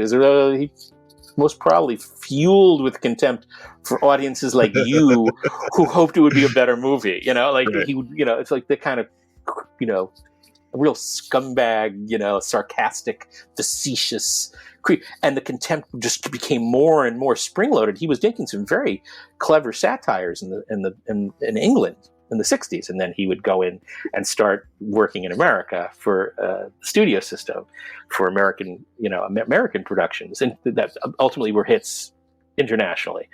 And he slowly started to revert to not what he was doing, where he made like overt comedies, satiric comedies, like he did in England in the 60s, but he started to take popular genres that were, I wouldn't say he thought they were beneath him. I think he thought the audiences were beneath him. And like the Death Wish people, like he was just like, then I'm gonna give you this. You're gonna have to deal with it, and it was something. So contemptuous satire, and he sort of falls in line with a totally different, a guy who uses language in a totally different way, but is my Lord and Master, is Brian De Palma. People go, "What's your favorite De Palma?" I go, his movies. It's like, what am I'm not one over another. I got you out of your his mind, please. You're going to miss something if you don't. So Winner and him are the most, I think, trigger happy. Like they're, and it's no joke that De Palma has confessed many times that Godard is like really his favorite director, or in his mind, when you're talking in an interview, you say, "Oh, Godard's an influence." Oh, yeah, of course it is.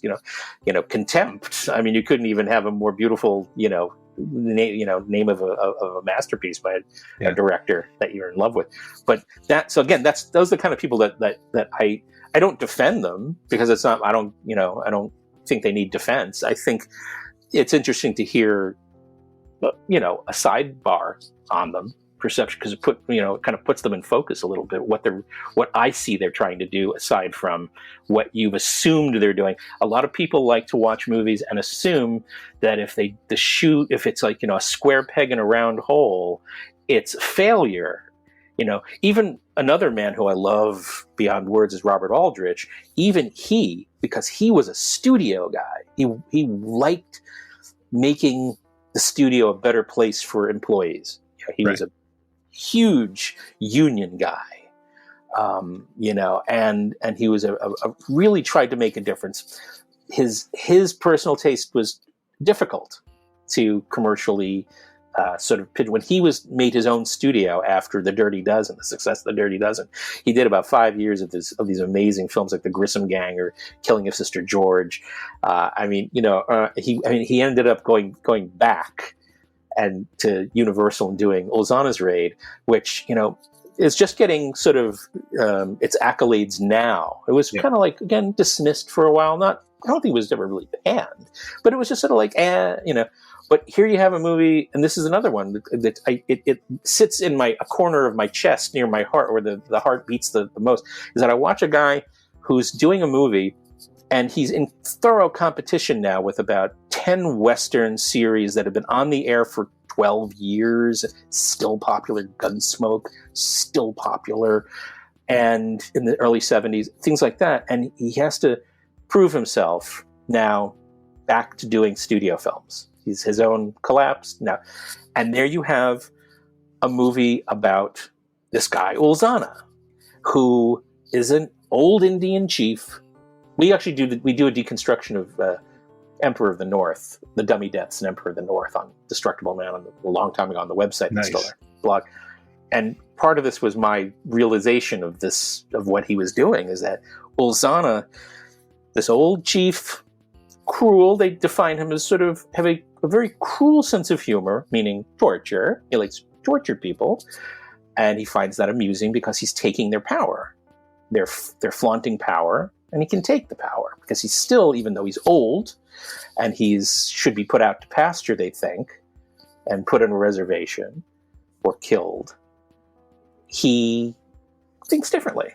And he goes on this rampage, it's sort of like a Alan Pakula film called Robert Mulligan, but Pakula, I think, produced the Stalking Moon, kind of a similar storyline, where this Indian goes on a rampage, and it's almost like a horror movie. I mean, Pauline Kael used to refer to The Stalking Moon as a gothic horror western, and that was immediately, I was like, you have to see this. But Aldrich, when he made Ulzana's Raid, I think the western was simply a showcase for him and his turning 55 or 56. Audiences they're not lining up for the Dirty Dozen like they did, 6 years earlier or whatever. Who am I? I deserve my power. I earned it. I created a language. This is my own language that I use. His editing with Michael Luciano for the majority of his movies, and Joe Byrock for his shooting more of his later stuff after Ernst Laszlo went on to Stanley Kramer. You want respect in a certain way, and he wasn't getting any of it. So this is how he sort of indicated that I'm Ulzana, and I don't think I'm going to go anywhere. You just better, look out before I tie your dad up and burn his feet and face off. And but that's heartbreaking to me. And then what was so gratifying, now it's gratifying. Back then it was a disaster. It was Emperor of the North, which is to me a masterpiece, which just confirms that. And then of course, faith was there. Longest Yard came, the next film. Just one film leapfrogging after Ulzana. You have the respect he wanted back again from Dirty Dozen.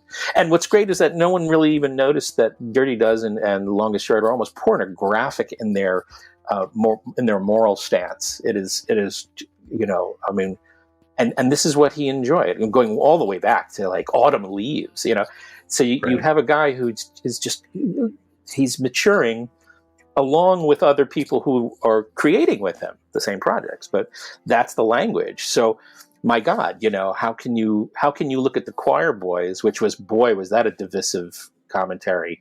The film itself was just really, when it came out, it was based on a novel that was popular, and you have Robert Aldrich, you have a book which borderlines on almost supporting fascism, and then you have a director who is as left-wing as you could possibly get. At that in the studio system at that time, making films that weren't supposed to be lefty films, but he was, and The Choir Boys is really quite critical of a lot of these things that people took sacred. It was very sacrosanct. And Wamba's a brilliant writer and very, also kind of superficially non-political, and that's again what was so appealing to him, that everybody could attach. But if you adapt a movie from a source novel or source material, damn, you're screwed. If someone says it's not like the book, and the book, you don't. It's always, yeah. He didn't take the book away, and the book's there. What is this? Are you? But it's not an auteurist world. You're not supposed to go in really and go, oh, it's an Aldrich film. That came about. That was people, critics and academics sort of forging. Don't forget, The Searchers was just like a shitted on movie until like 1982 or 83, when suddenly people started saying, oh, it's a, this is a classic for, it's only people like, the film brats, like, Paul Schrader and Scorsese and De Palma, who really went the distance for it. So it's not, you're not supposed to go in. The movies aren't really made that way. You are supposed to just go in, just experience it and walk out. It just sort of, it's just a phenomenon to me that the language is so flexible, so elastic. You get these brains that go in there, and you're getting like 30 films for the price of one. I don't know if you ever saw De Palma's Redacted. Whoa, did I almost lose friends over Redacted? This is just inept, and it's a piece of shit, and that's so far beneath him. And I'm like, well, I get it. It's found footage, but did you look at what kind of found footage? There's like 8 different types. You have like, your insurrectionists having their own, YouTube channel, their political, where they're cutting people's heads off. And then you have like the army, they're doing their own thing, on social media, and you're seeing that. And then you have like these two, one of the funniest was the two French filmmakers with Pachelbel playing on the soundtrack while they're doing, these beautiful, long shots from, telescope shots of the troops like standing around, waiting for a bomb to go off. And of course there's dummy deaths in that too, but that's a different story. But I went and I was showing a work in progress. I was in Sheffield, England. I was showing a work in progress of a documentary that I'm still trying to get through the copyright horrors with, this Life and the Death of Joe Meek. And we were in the festival in Sheffield, wonderful venue, beautiful theater, a beautiful community theater. It was just incredible, gorgeous place. And they had, a bunch of theaters, and they were showing the opening weekend of Redacted. So I was like, yeah, I get to see Redacted every fucking afternoon if I want to. And they had like these big band, like you really went to town in the lobby because it was they really wanted to educate their community. It was great. I love the attitude. And they were showing it, and they had the big, like, wall size, New York Times review or something like that, right? It was beautiful work they had. But it's all about what a great war film it was, or a liberal war film. And I'm like, yeah, but you're not seeing the same thing. Brian De Palma is Brian De Palma. So he talks about voyeurism a lot, right? He talks about all the, the language of film, right? So here you have a guy who's mocking 8 different types. Like, he's sitting here going like, okay, when I was in film school, I fucking had to kill my ass and everybody else's to get.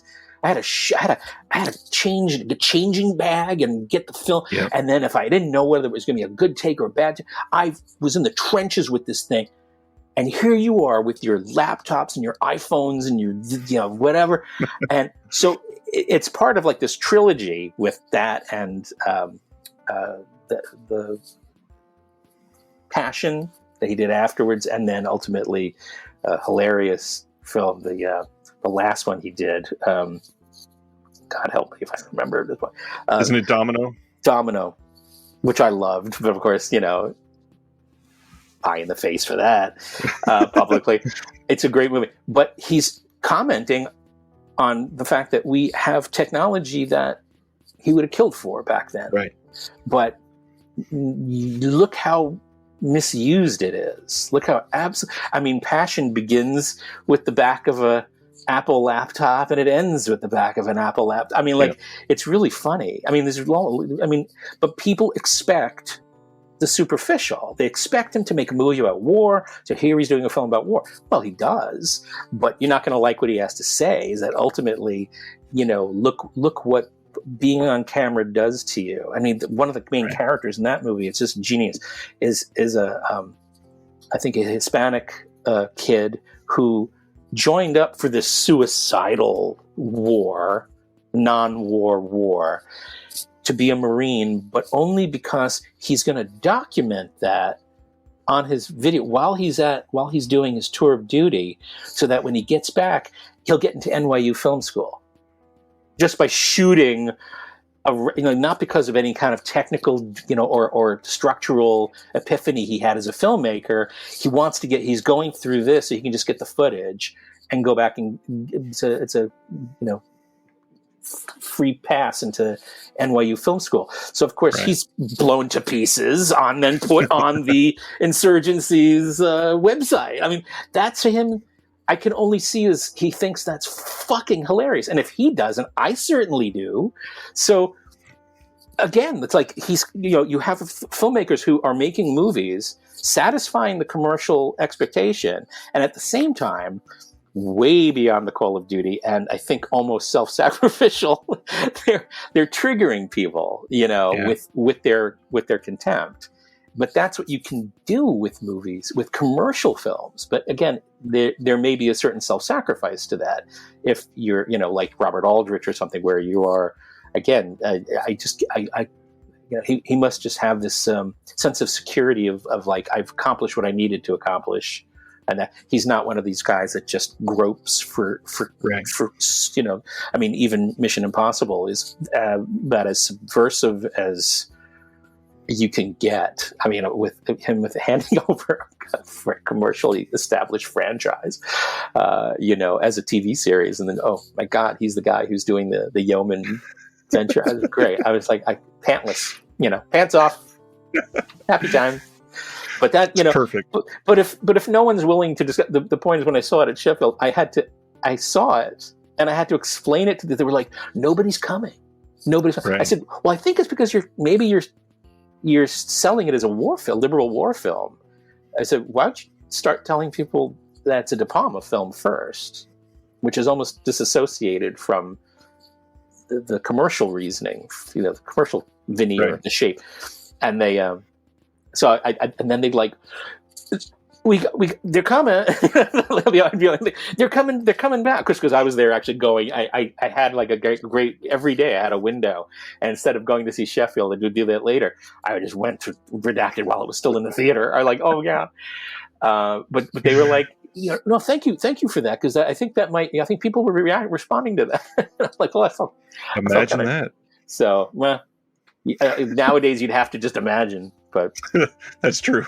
It's very true. Harder and harder. I think this is probably a good time to hit on what seems to be the theme of tonight, and something that originally brought us together, and that's sadly the just mounting of tragedies and death and sadness. The original thing that brought us together is I had Nathaniel Thompson on the channel, and in between us recording and posting the interview, Sergio Mims passed away, and it just struck me for some reason, and based on that and the feeling and all that, a good reason.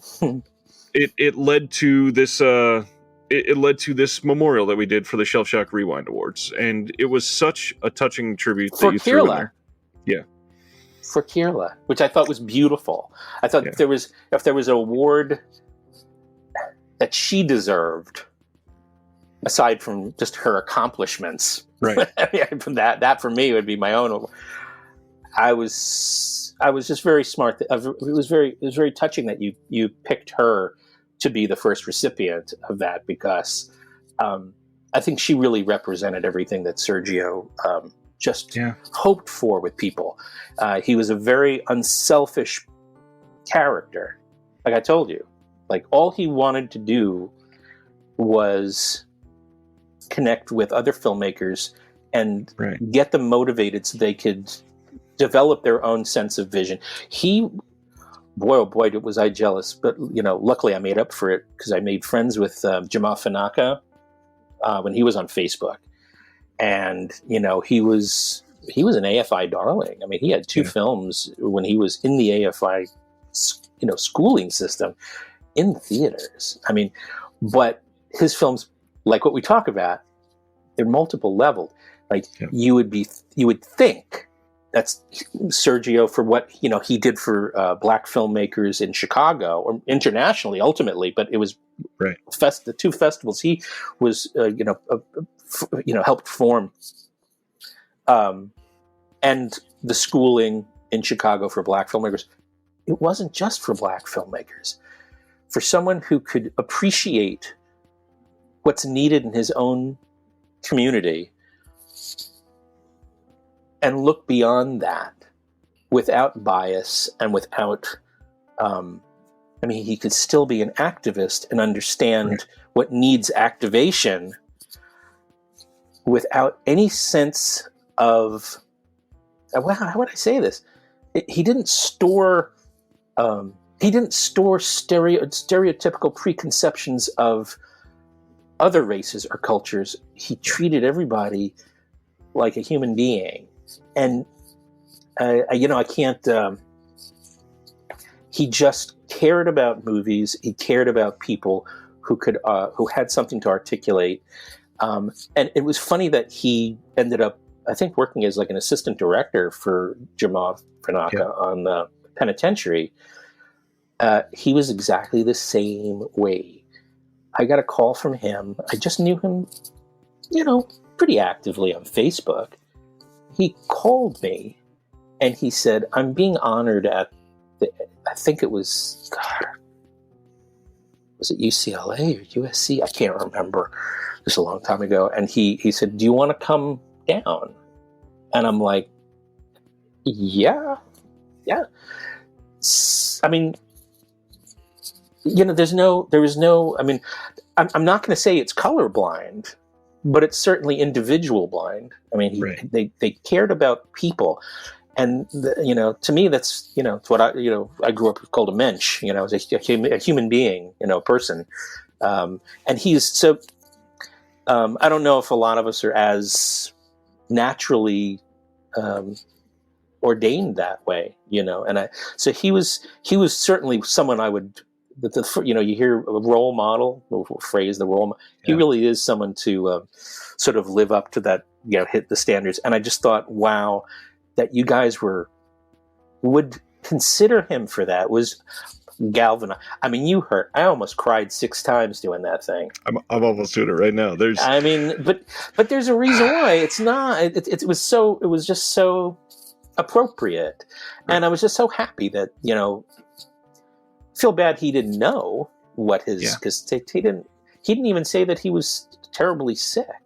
I finally met him in person at the TCM festival when he came and he introduced The Slender Thread, I think, and Lilies of the Field.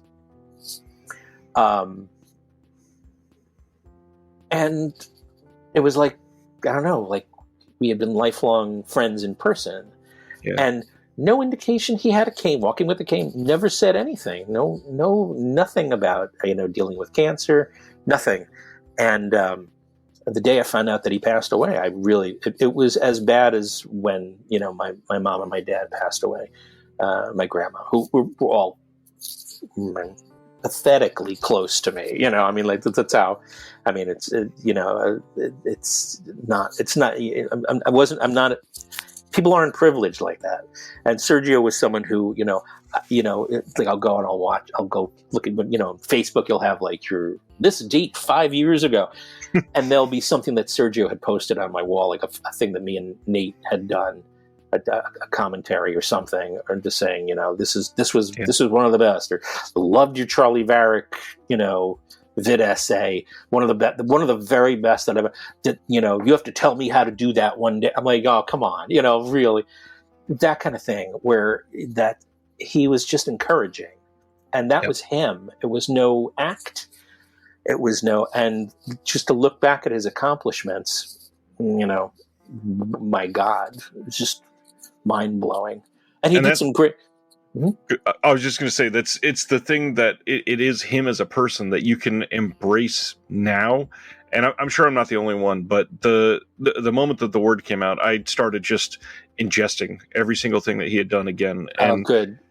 The probably 60 days following that, listening to great interviews, to commentaries, to things that, thank goodness that he was alive during the internet and we have his voice captured in so many places. And I could just hear that same consideration and complimentary attitude about every single thing that he ever laid eyes on. I'm really glad to hear this. You have no idea. It's wonderful. I mean, he's a liberating soul. I mean, he really does. He does have that effect because he's very smart. I know. And it's this was a hard. And this particular year, I mean, it's a life. We're all going to go. What can you do? And then some of us will be blessed in how we go, and some will not. And but it in the meantime, it is very sad. I lost, in the last, while I was doing my work. See, this is weird. When I'm doing this work, it's terrible because it's always the most distracting thing. I had two funerals. I had two funerals to have to go through while deadlines had to be pushed. Right. Because, and I'm like, I mean, what can you do? I have to organize one. Yeah. And it was just a nightmare. Five close friends. And then you have your influences, or people like Treat Williams, and you take it for granted because you don't think they're going to go. Yeah. But when they go, you start to go, oh God, my heart is just an excavation site now. Where did that go? Plus, silly thing. I don't think it is. I love my dogs. Like they're my life. They're there for me. Why, I mean, and they're not just like cute little, they're not objects that I own. They're my family. They're close family. And they, forget they don't, thank goodness they don't talk, but they don't speak English, but they, I've had to deal with the past years. My oldest dog, Osa, she's a Norwegian boohood who's like this beautiful, sweet, selfless creature. Like all she does, she just wants to, she just cares about you. It's it. No, so it's hard to yell at her to like, stop barking. You're going to get us thrown out. She's a beautiful, but she tore both ACL ligaments in her hind knees. And we've been for a year. We've been going and doing the physical therapy and acupuncture and underwear, and arthritis is setting in. And I'm just fighting, I can only do so many of these jobs to pay for her therapy, and I'm trying to, that's really almost what it's become. But there is no better to care is so much better state to be in than not to care. And I'm really touched in an unusual way that you guys really did that. And also, like I say, for someone like Kirla, it was beyond a perfect example of what that award should stand for. Yeah. Awards now, they're basically now, you get these like, what is it? Like popularity contest type of thing. Yeah. And there's nothing wrong with that. That's good. You get an indication of what, the majority of people are lucky, enough to see, But I think someone like Kirlo's, I mean, that's very rare when you have someone, and then you have someone equally rare like Dave Gregory, who's in the best way possible enabling her. Yep. And, worldwide, literally. Yeah, but again, I can see through his eyes on that, and it's just like, you thank your lucky stars you get someone like that. She's genuinely sculpting this whole new. Again, it's not academic, but there's elements of that depending on who she's dealing with. This wonderful international network of brains that have something to say that no one else thinks of or knows how to say, and it's treated by you guys not just with respect but honest affection, and that was again that's why I end up crying during the the announcement for it. I was very touched that even Nathaniel had suggested that, because Sergio meant so much, but the fact that to you guys he didn't just mean so much as a person, but he meant so much like how I examine movies on other levels. You got it. You got it right, and I think that just means so much. It's not just by rote or a publicity thing. It's definitely something which I think you need something. You need a focus like that, not just for. I hate calling it accomplishment, right, because it makes it sound like other. I don't know. I don't know the feeling. It's to say it out loud, but it's sort of like I will forever associate her with that award, like that, and that's what you want. I mean, when there was a time growing up, you get a Best Actor award. You go, well, that meant something, but not when there's 15 film. And it's just so. There's no rhyme or reason to an award anymore. Right. Especially one that, the Academy, it's for Academy members. If you're not an Academy member, you're not going to get the award. Right. So you understand the parameters and the limitations. But it's sort of like in the past, I think the last Oscars I watched was maybe 30 years ago, I think I watched it only to see if Tarantino was going to win the award, But it started to just kind of be perverted. When you start cutting out your technical awards and things like that, you have a glimpse of the battle, this commercial battle, and you don't know why the awards are being given anymore. But back in the 60s and the 70s, when it was like the sort of the creative Wild West out there, you could really go like, holy shit, there's Apocalypse Now fighting for Best Picture next to Ordinary People. How are they going to parse this one? That's interesting, things like that. So it just started to change for me. It started to change. I'm not saying for everyone there's going to completely get that. Yeah. But, and I really wanted to bring up the awards, not even for the awards aspect, but the necessary memorialization that we are doing for some of these people. And that's to bring it back to you, like the interviews that you've done, the documentaries that you've done, the context and personal history behind these is what makes this have substance. I mean, there's so many people you brought up just a minute ago that we're losing our influences, and I'm of a younger generation, and so I've witnessed my influences losing their influences, and now we're at the point where we're losing major influences like multiple times a week right now, and it's going to get worse. And if we don't have physical media capturing the voices of some of these people, we're never going to hear the context behind these. We're never going to hear their personal opinions. Yeah, it was Michael Tuckner. Good deal. How come I'm not on that one? Anyway, I'm just. You're right. We just lost Barry Newman. Yeah. Treat this week. Yeah. But Barry Newman is. Have you ever seen you'll get a chance to see The Lawyer if you never saw The Liar in the Sidney Furie box set. Yeah. That is, I mean, it's inconceivable, some of these, but and that's just not a character that he creates and he shows up and does, like I said, he has to become someone that the director is also envisioning.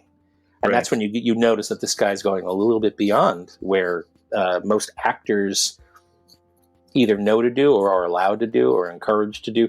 It's one of those rare moments. And Barry Newman was one of these guys. And again, I sit there and I'll weep. When Richard Klein passed away, I was a basket case for a long time. It was like suddenly that was not Tuesdays and Thursdays weren't going to happen anymore.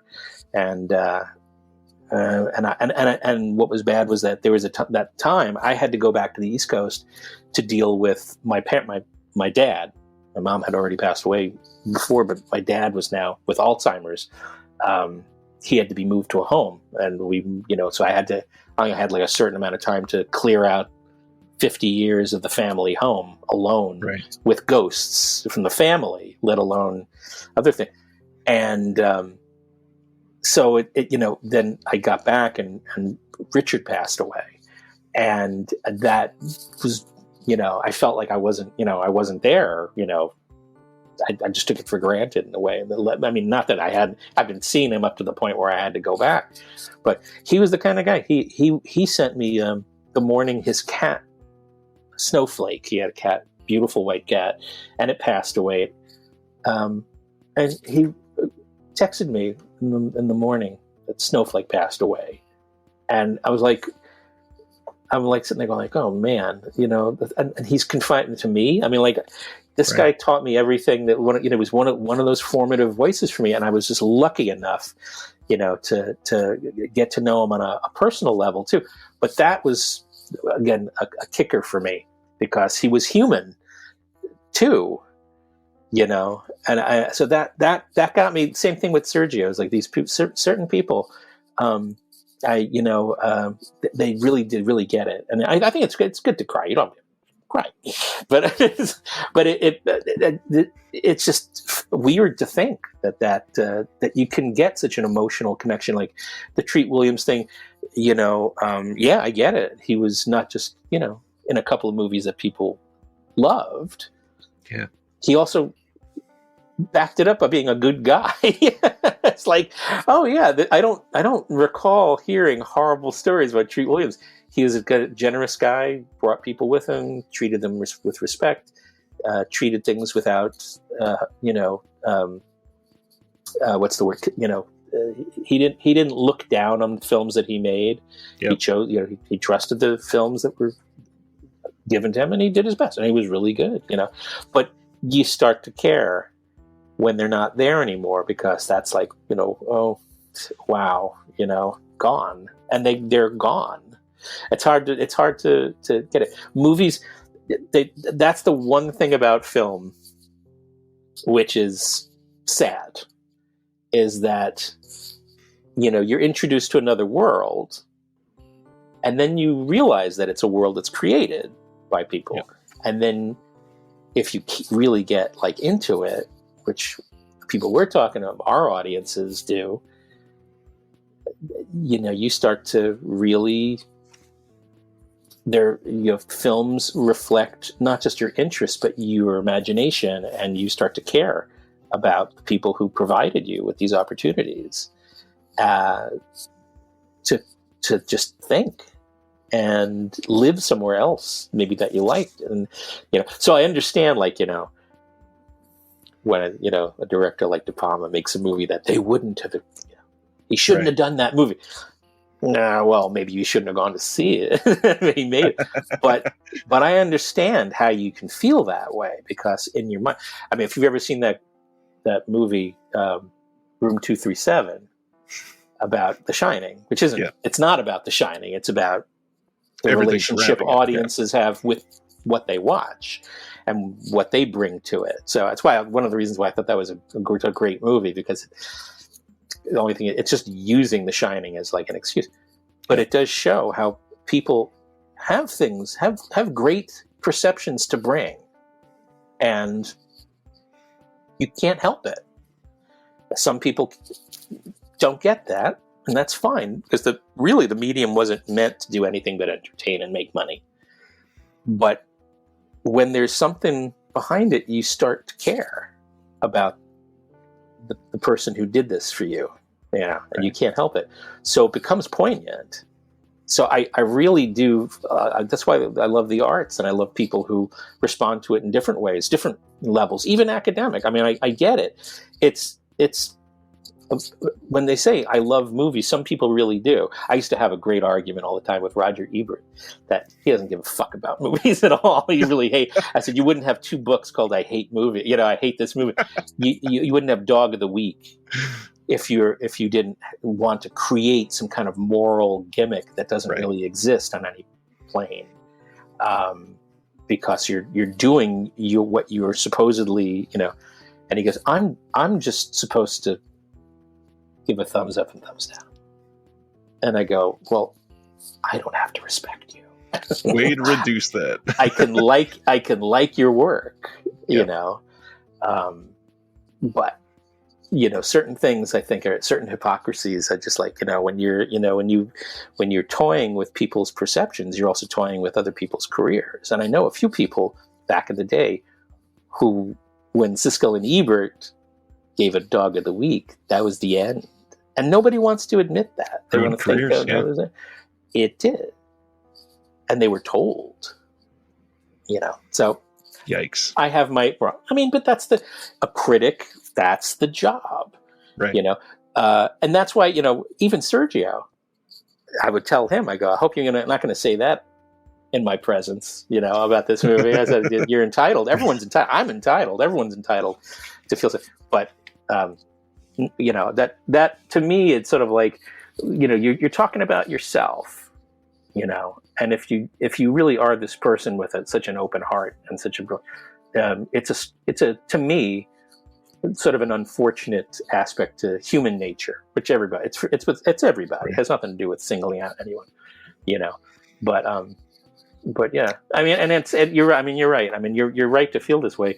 This year in particular, we've actors or directors, we've musicians, especially. I mean, comic book artists. God, every which way, life just goes on. But it's really it's for me. I'm sitting there and I'm trying to get all these projects done and not get fired and just get it done, please people. And all I'm doing is like, I have to do this, like maybe I have an hour while the guests are, when they're out getting the food for the guests for the funeral, afterwards I can go and get the scene done, cut. And this happened when, just recently, a couple of years ago, I had a thing with my, I have bad food poisoning, but I also threw up for 40 hours. And this was after like maybe every couple of years, something would trigger this, and I went to the doctor and he's like, okay, well, that's Cedars. And he's like, okay, well, this is the very worst damage to an esophagus I've ever had to deal with. This is, we rate them on like, A, B, C, D. You would be like a D minus.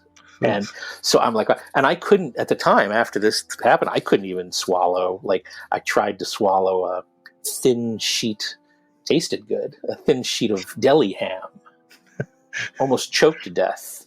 There was a stricture. So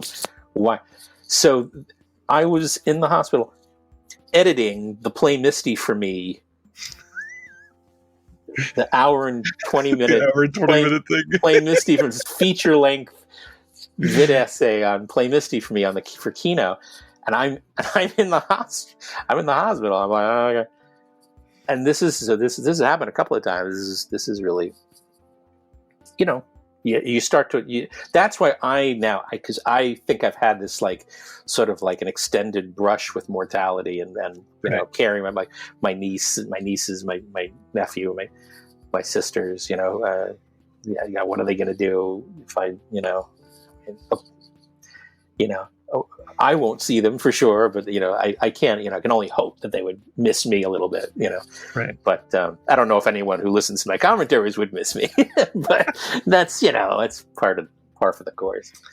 Well, on that note, if I could emulate Sergio for a moment to bring a close to this topic before I lead into one final thing, and I give you your Wednesday night back, in sort of reverence of something that you just said a moment ago, I'd like to hijack something you said and give some feedback and say, in honor of Sergio, thank you for the perseverance through the year that you've had, for the perseverance through the life experiences that you had. And one of the things that you just mentioned a moment ago is one of the things that has always hit me about your work. And that is creating this world that you are visualizing for somebody else that we can realize is not real, like when we're watching a film. And for somebody like me that didn't have the privilege and honor of growing up in a family where they could feel accepted like you, or could feel influenced by film in the way that you were, you are delivering that to another generation, and I'm so grateful for what you've done. Ditto. You do, but I appreciate that, and I really do. And it's the same thing. I mean, you should feel the same way about what you're doing. It's reflexive. I mean, so again, you're saying that about, and I appreciate it, but I really do feel that way about you, and I think I mean, and it shows. I mean, a lot of my colleagues who have been here. They feel they think that they know that they're feeling like they're finally in touch with what they're hoping for. Not just people listening to what they're saying, but also another friend that is now made. So it's like this is in things that deal with language that was created by human beings and manipulated by human beings. It's also nice to know that there's people out there who will give all sorts of these meanings and these different people a chance to try and understand them on their own merits, not for the ones you expect from them. So, I always tell people, like, if, I would love you to watch this movie, but I hope you accept it on its own terms and not the ones that you're creating for it. Right. I mean, and it's not an easy thing, but I really do appreciate, what you say. I would appreciate what you do. It's hard when it's being told to you when you're definitely not used to hearing it. But I really do. I appreciate it. And it's great. It's great that you consider, all these people who are doing it, because we're definitely not all the same, but we feel fortunate that at least for now people want us to keep doing it, but thank you. I mean, again, I really appreciate that. I am happy to deliver it, and to try to end on a little lighter note, if I could sort of lightning round some questions at you and just get a real short answer for some things that are meaningful to you. Sure.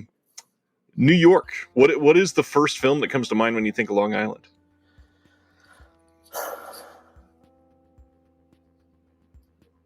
It's silly. Luna. Bertolucci's Luna. How about... I was turned away. I was turned away with my dad. We wanted to have a bonding. So we went to go see Apocalypse Now at the largest screen on Long Island at the point, is the Syosset Theater. It's like a 45-minute hour drive on a Sunday morning. He just wanted to go. He didn't care. He just wanted to be. Right. That was his dad. And we were turned away. It was sold out. The line was for like the next 3 showings wrapped around.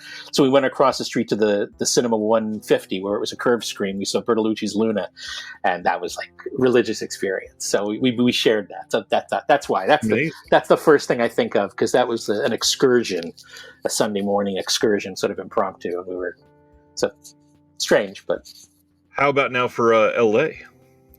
Oh, what's the film that comes to mind for L.A.? Oh, it's a mad, mad, mad, mad world. Nice. Which is lifelong, yeah. How about what film did you not get to see? Oh, actually, I'm sorry. Yo, you're good. Go ahead.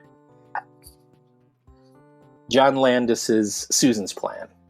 If you have to talk about L.A. specifically, one of the very best films about L.A.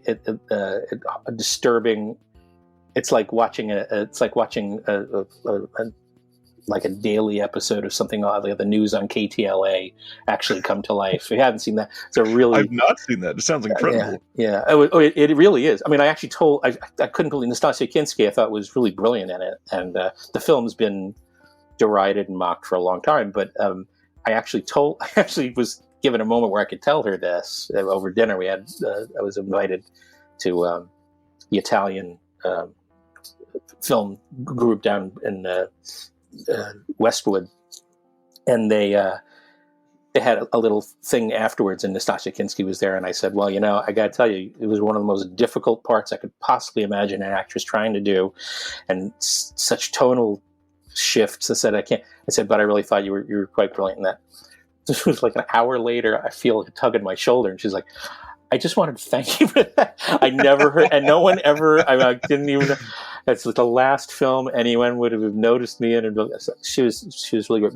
But that's L.A. That's in L.A. That's like Alan Rudolph, Welcome to L.A. or Licorice Pizza. It's at that level of unique. John Landis really, I think went somewhere dark without having to, change what Los Angeles is really about. And it's a great movie. It's inherently very dark in LA. What is the film that you did not get to see on opening weekend that you wish you could have? I don't even remember opening weekends, to be honest with you. My family usually went when I trusted them with, what I saw. What about one before your time, maybe? Oh. That's hard. It is.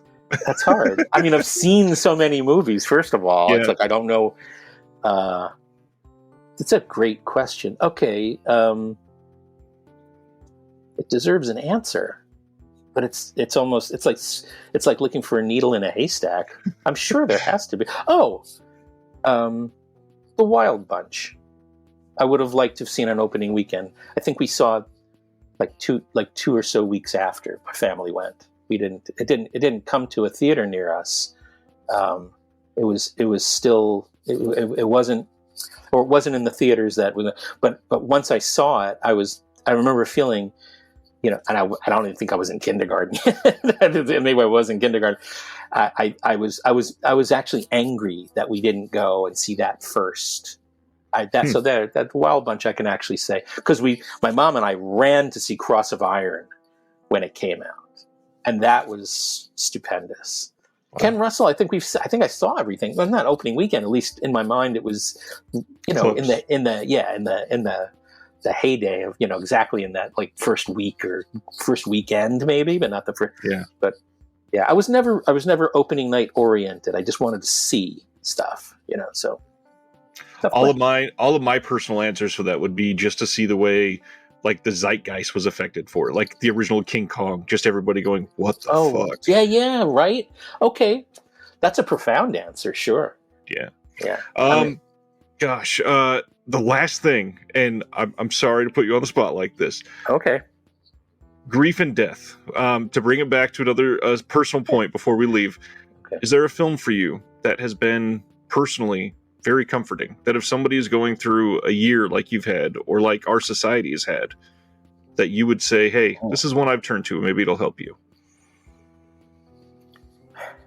Well, it's another strange one, and it's another Peckinpah. It would have to be Bring Me the Head of Alfredo Garcia, because it's a movie that I don't remember seeing a film that emotionally affected me, brought me into that character and his reflection on what makes a life. You see so many movies about people going through experience, and this guy's experience rested only in his heart. Yeah. And to me, that's the one I would recommend to people, sort of just to put existence into a context, not necessarily one that unfortunately explains it or makes sense out of it. But I think that's maybe a little bit of the point, or one of the points of that movie. And he's always sort of, Peckham was always sort of, when he was coherent, he was, I think his heart ruled. So all those movies that he made, even the ones like Ballad of Cable Hogue and Junior Bonner. I actually go out of there crying, at the end, like baby, Ride the High Country. I just weep. And it's only because he made me believe not just the world, but like what you're saying. I feel like I've lived that character's, experience, that weariness, right, that tenuousness of existence. And it's, Mike Siegel, who's like become the master behind, Peckinpah, and getting him out there to people. He called his long-term documentary Passion and Poetry. And I think that really, that gets me, I get it. People are flawed by design. Not everybody is a beauteous individual, even those that maybe we think are, we don't know everything about everybody, but everyone is, we're a flawed specimen. And to have people who unashamedly admit that we have those flaws, those fractures in our soul, our morality, or our ethics, does that mean we're to be judged by those flaws? And it's interesting. Of course, that's mainly why I enjoy a lot of these directors who had like a sort of a left-wing bent. Yeah, because they took the time to explore that those aspects. Judgment. Punishment. Crime. What are the crimes? What is a crime that is, and the fact that they got me to feel without necessarily understanding, like, we talk about doing the Kramer piece, his last decade of films is just pretty much hated critically. And there I'm watching it and I'm just realizing, wow, here's a guy who with these last movies suddenly changed his whole idea of what the films meant to people, to generations, teaching us about injustice, teaching us about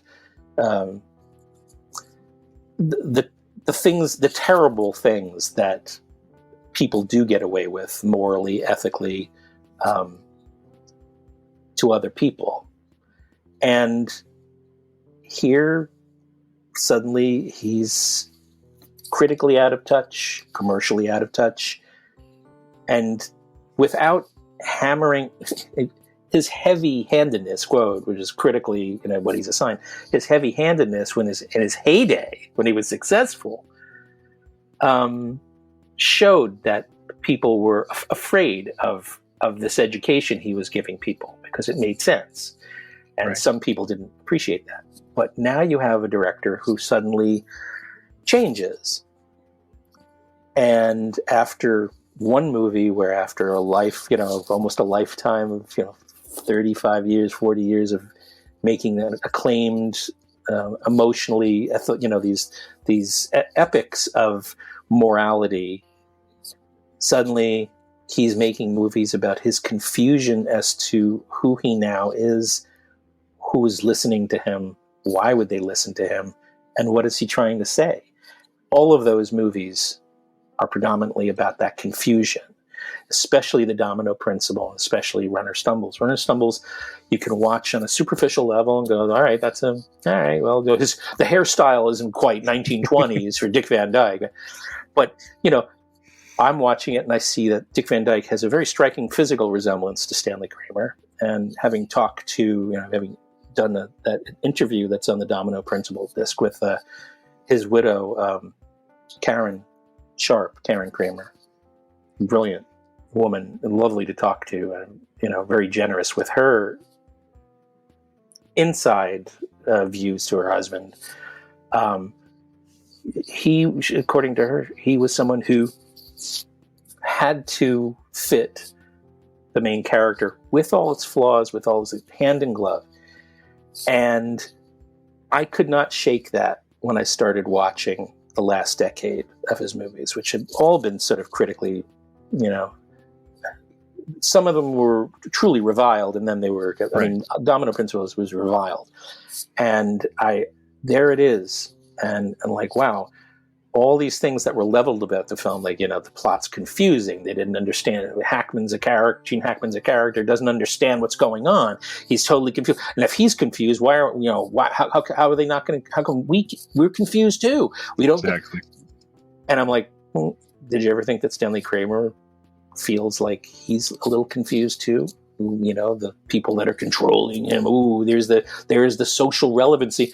It's also pretty much his idea of saying, this is the studio doing this, and I've never been asked to cut a half hour out of my movie before. What is that about? Why am I making this movie now? What is this about? So he's really doing, what I kind of start calling like these bio-metaphorical, these biographical sort of surveys of themselves at the time of making the movie, and it's heartbreaking. So that's sort of like what I come out of this with, is that it's a commercial, it's a job, and people are hired to make these movies. Not everybody, some are luckier than others, but the ambitions are different. Right. But for a commercial filmmaker and commercial film, their films do exist on more than one emotional plane, certainly a biographical plane, subtextual plane, and that in itself, to me, is the achievement, is that they found not just the director, but the happenstance. Sometimes it's brutal, and it just ruins their lives. It can, but at the same time, I'm just a viewer. So I'm, for however long they want to give me with that movie, before, during, and after seeing it, I'm just an empath. I'm trying to figure it out. I'm in it for the language and for the people that figure out new ways of using it. So again, I can't appreciate what you're doing. It's so great because, you're actually giving people like us, who are the low men in the totem pole, we're not all historians, a lot of theoricians and things like that. We just have a sort of gut instinct about movies and take it or leave it. But I'm glad that you guys take it, and I really appreciate it. And I'm hoping that, you also get the chance to, sit in our shoes eventually, because I think you obviously have an awful lot to say. And whatever it is, I'm positive it'll come from the heart, and at least an attempt at using the intellect to at least try and articulate it. So thank you. I think that's the perfect note to call this on. This has been fascinating, and this is going to be one of those ones that I'm going to have to go back and listen to myself a few times, because there's just so much intellect in this. I appreciate you so much. Oh, thanks so much, Fred. There is. Well, then you're doing the next commentary with me. There you go. This is how these marriages are born. Let's do it. There's going to be links to a bunch of Howard's work in the description below, of course. Howard is on every single one of the box sets coming from Imprint in July, so buy them all, because they're probably going to go a lot quicker than people are ready for. You're on Kino stuff. You've been on...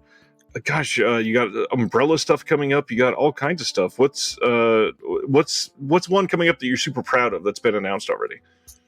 Oh, well, all the Imprint stuff is okay. Everybody really hit the Imprint stuff hard. Also, I predominantly edited this thing on the new Severin box for the Comic Strip Presents. And I definitely want to do a shout out for that, because I certainly wasn't. This was my inauguration to that show, and I once again I would Dave Gregory for that experience.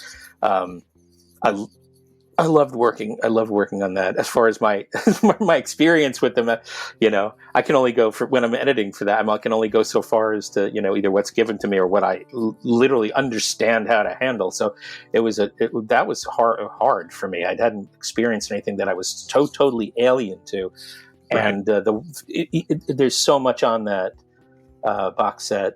Again, it's typical visionary Dave Gregory, Severin I mean, it's like it's like you don't have to expect it from them anymore. It's just like, what are they going to do? And you just take it. So many people are blind it's buying. Overwhelming. So, yeah, that one, this one episode in particular called "Mr. Jolly Lives Next Door" with Peter Cook and Rick Mayall and Aid Edmonds. Man, I warned you.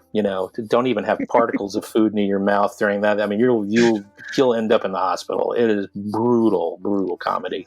Unlike most other things, they really had their own little stamp. So that and everything is different on that. All the films on that are different. So I highly recommend. I'm kind of proud of that in a way, just by association. But the Imprint stuff is really been wonderful because they encourage video essay, and they do not interfere with what you're trying to say. I'm sure if it was really egregious that they would have a reason to. So I haven't gotten that yet, but that's great. And Daniel Kramer, who put the Sidney Furie box set together, that's from his heart because he was Furie's biographer. But not just that; it's transcended into quite an emotional relationship between the two. So there's something that means a little bit more. And I think Daniel just did an extraordinary job. Sort of coordinating that. That's going to be this series of sets are going to be really fun, for sure. And I really loved the Dick Richards thing too. I think that was an unexpected treat. Mortuary I always thought was like, I don't understand why people just said it was blah. I know there was like an hour cut out of it, which you can see where if you watch the movie lifted. I mean, most of the segment, but it's really quite an amazing film. What he got away with PG too is good God. But I was allowed to do something on every. He only made basically, not including Heat, 6 main features, and they, thrust of that piece was I saw them all. Those I saw all like at least opening weekend. Got my entire life. Starting with like Culpeper Cattle Company and ending with like Man, Woman, and yes, I went to see Man, Woman, and Child in theater. Richard shot it. Richard Klein shot it. So I had, it was like one of those things. Like I talked about it with him because he wasn't so impressed with his work. He thought it was, but he never was. But I thought was really, really good to do. I feel like I unlocked him. You read reviews, and there's just no attempt at giving this guy any kind of a personality. But you look at people like his the people he worked with, his colleagues, were these other commercial directors that made an impact. Species spicy meatballs. If you're my age, you go, oh my God, yeah, okay, cool. Charmin, don't squeeze the Charmin. I mean, you grew up with this crap. These were people like Howard Zeif, who did Slither and ultimately My Girl, and you had Jerry Schatzberg, who, did Puzzle of the Downfall Child, and some really insane dark films, and they're not known for that. They're known for what people say, oh, it's comedy drama, blah, blah, blah. And then you have Dick Richards, and these are far more complicated guys. They weren't following rules. If anything, they probably looked at Robert Altman and said, yeah, you make sense to me, defy, right. And I love that. I do. I wasn't like this some years ago, but I do feel there's a great hope for cinema, especially in what's coming out on Netflix and stuff like that. I mean, I like there a lot of the series that I'm seeing. Not everything connects with me, but like certain things really just wowed me lately. Vince Gilligan, I just don't understand how someone has a brain like that. And there's tons of dummy deaths in his movies too, making it even more complex. But he, so I do see I didn't see a great future. Now I kind of do. And when I saw Licorice Pizza, I mean, goddamn, is there a happier movie, a happier, darker film than Licorice Pizza? I was just like, wow, the language is back. Wes Anderson, who I despised, stupid bias from days when I was like, oh, I'm not. Another one. It's just like, how the hell? Brilliant. Everything. I just trust him. I don't care I don't care whether I find it whatever. I shove it all aside, and I'm gonna learn as much as I can. It's a good time. I just hope they all last. You know, I would agree there. I don't want them to go away. But thank you. Again, thank you for your time. Everybody, please just look at the links in the description below. There's so much that Howard has done that I will wholeheartedly recommend. And Howard, again, thank you. This has been profound. Thanks so much. Have a great night. Great night. You too. Thanks. Thank you for listening to the Disconnected Podcast. There's one big thing that you could do to help the show, and that is to leave a rating and review on the podcast service of your choice. Thank you.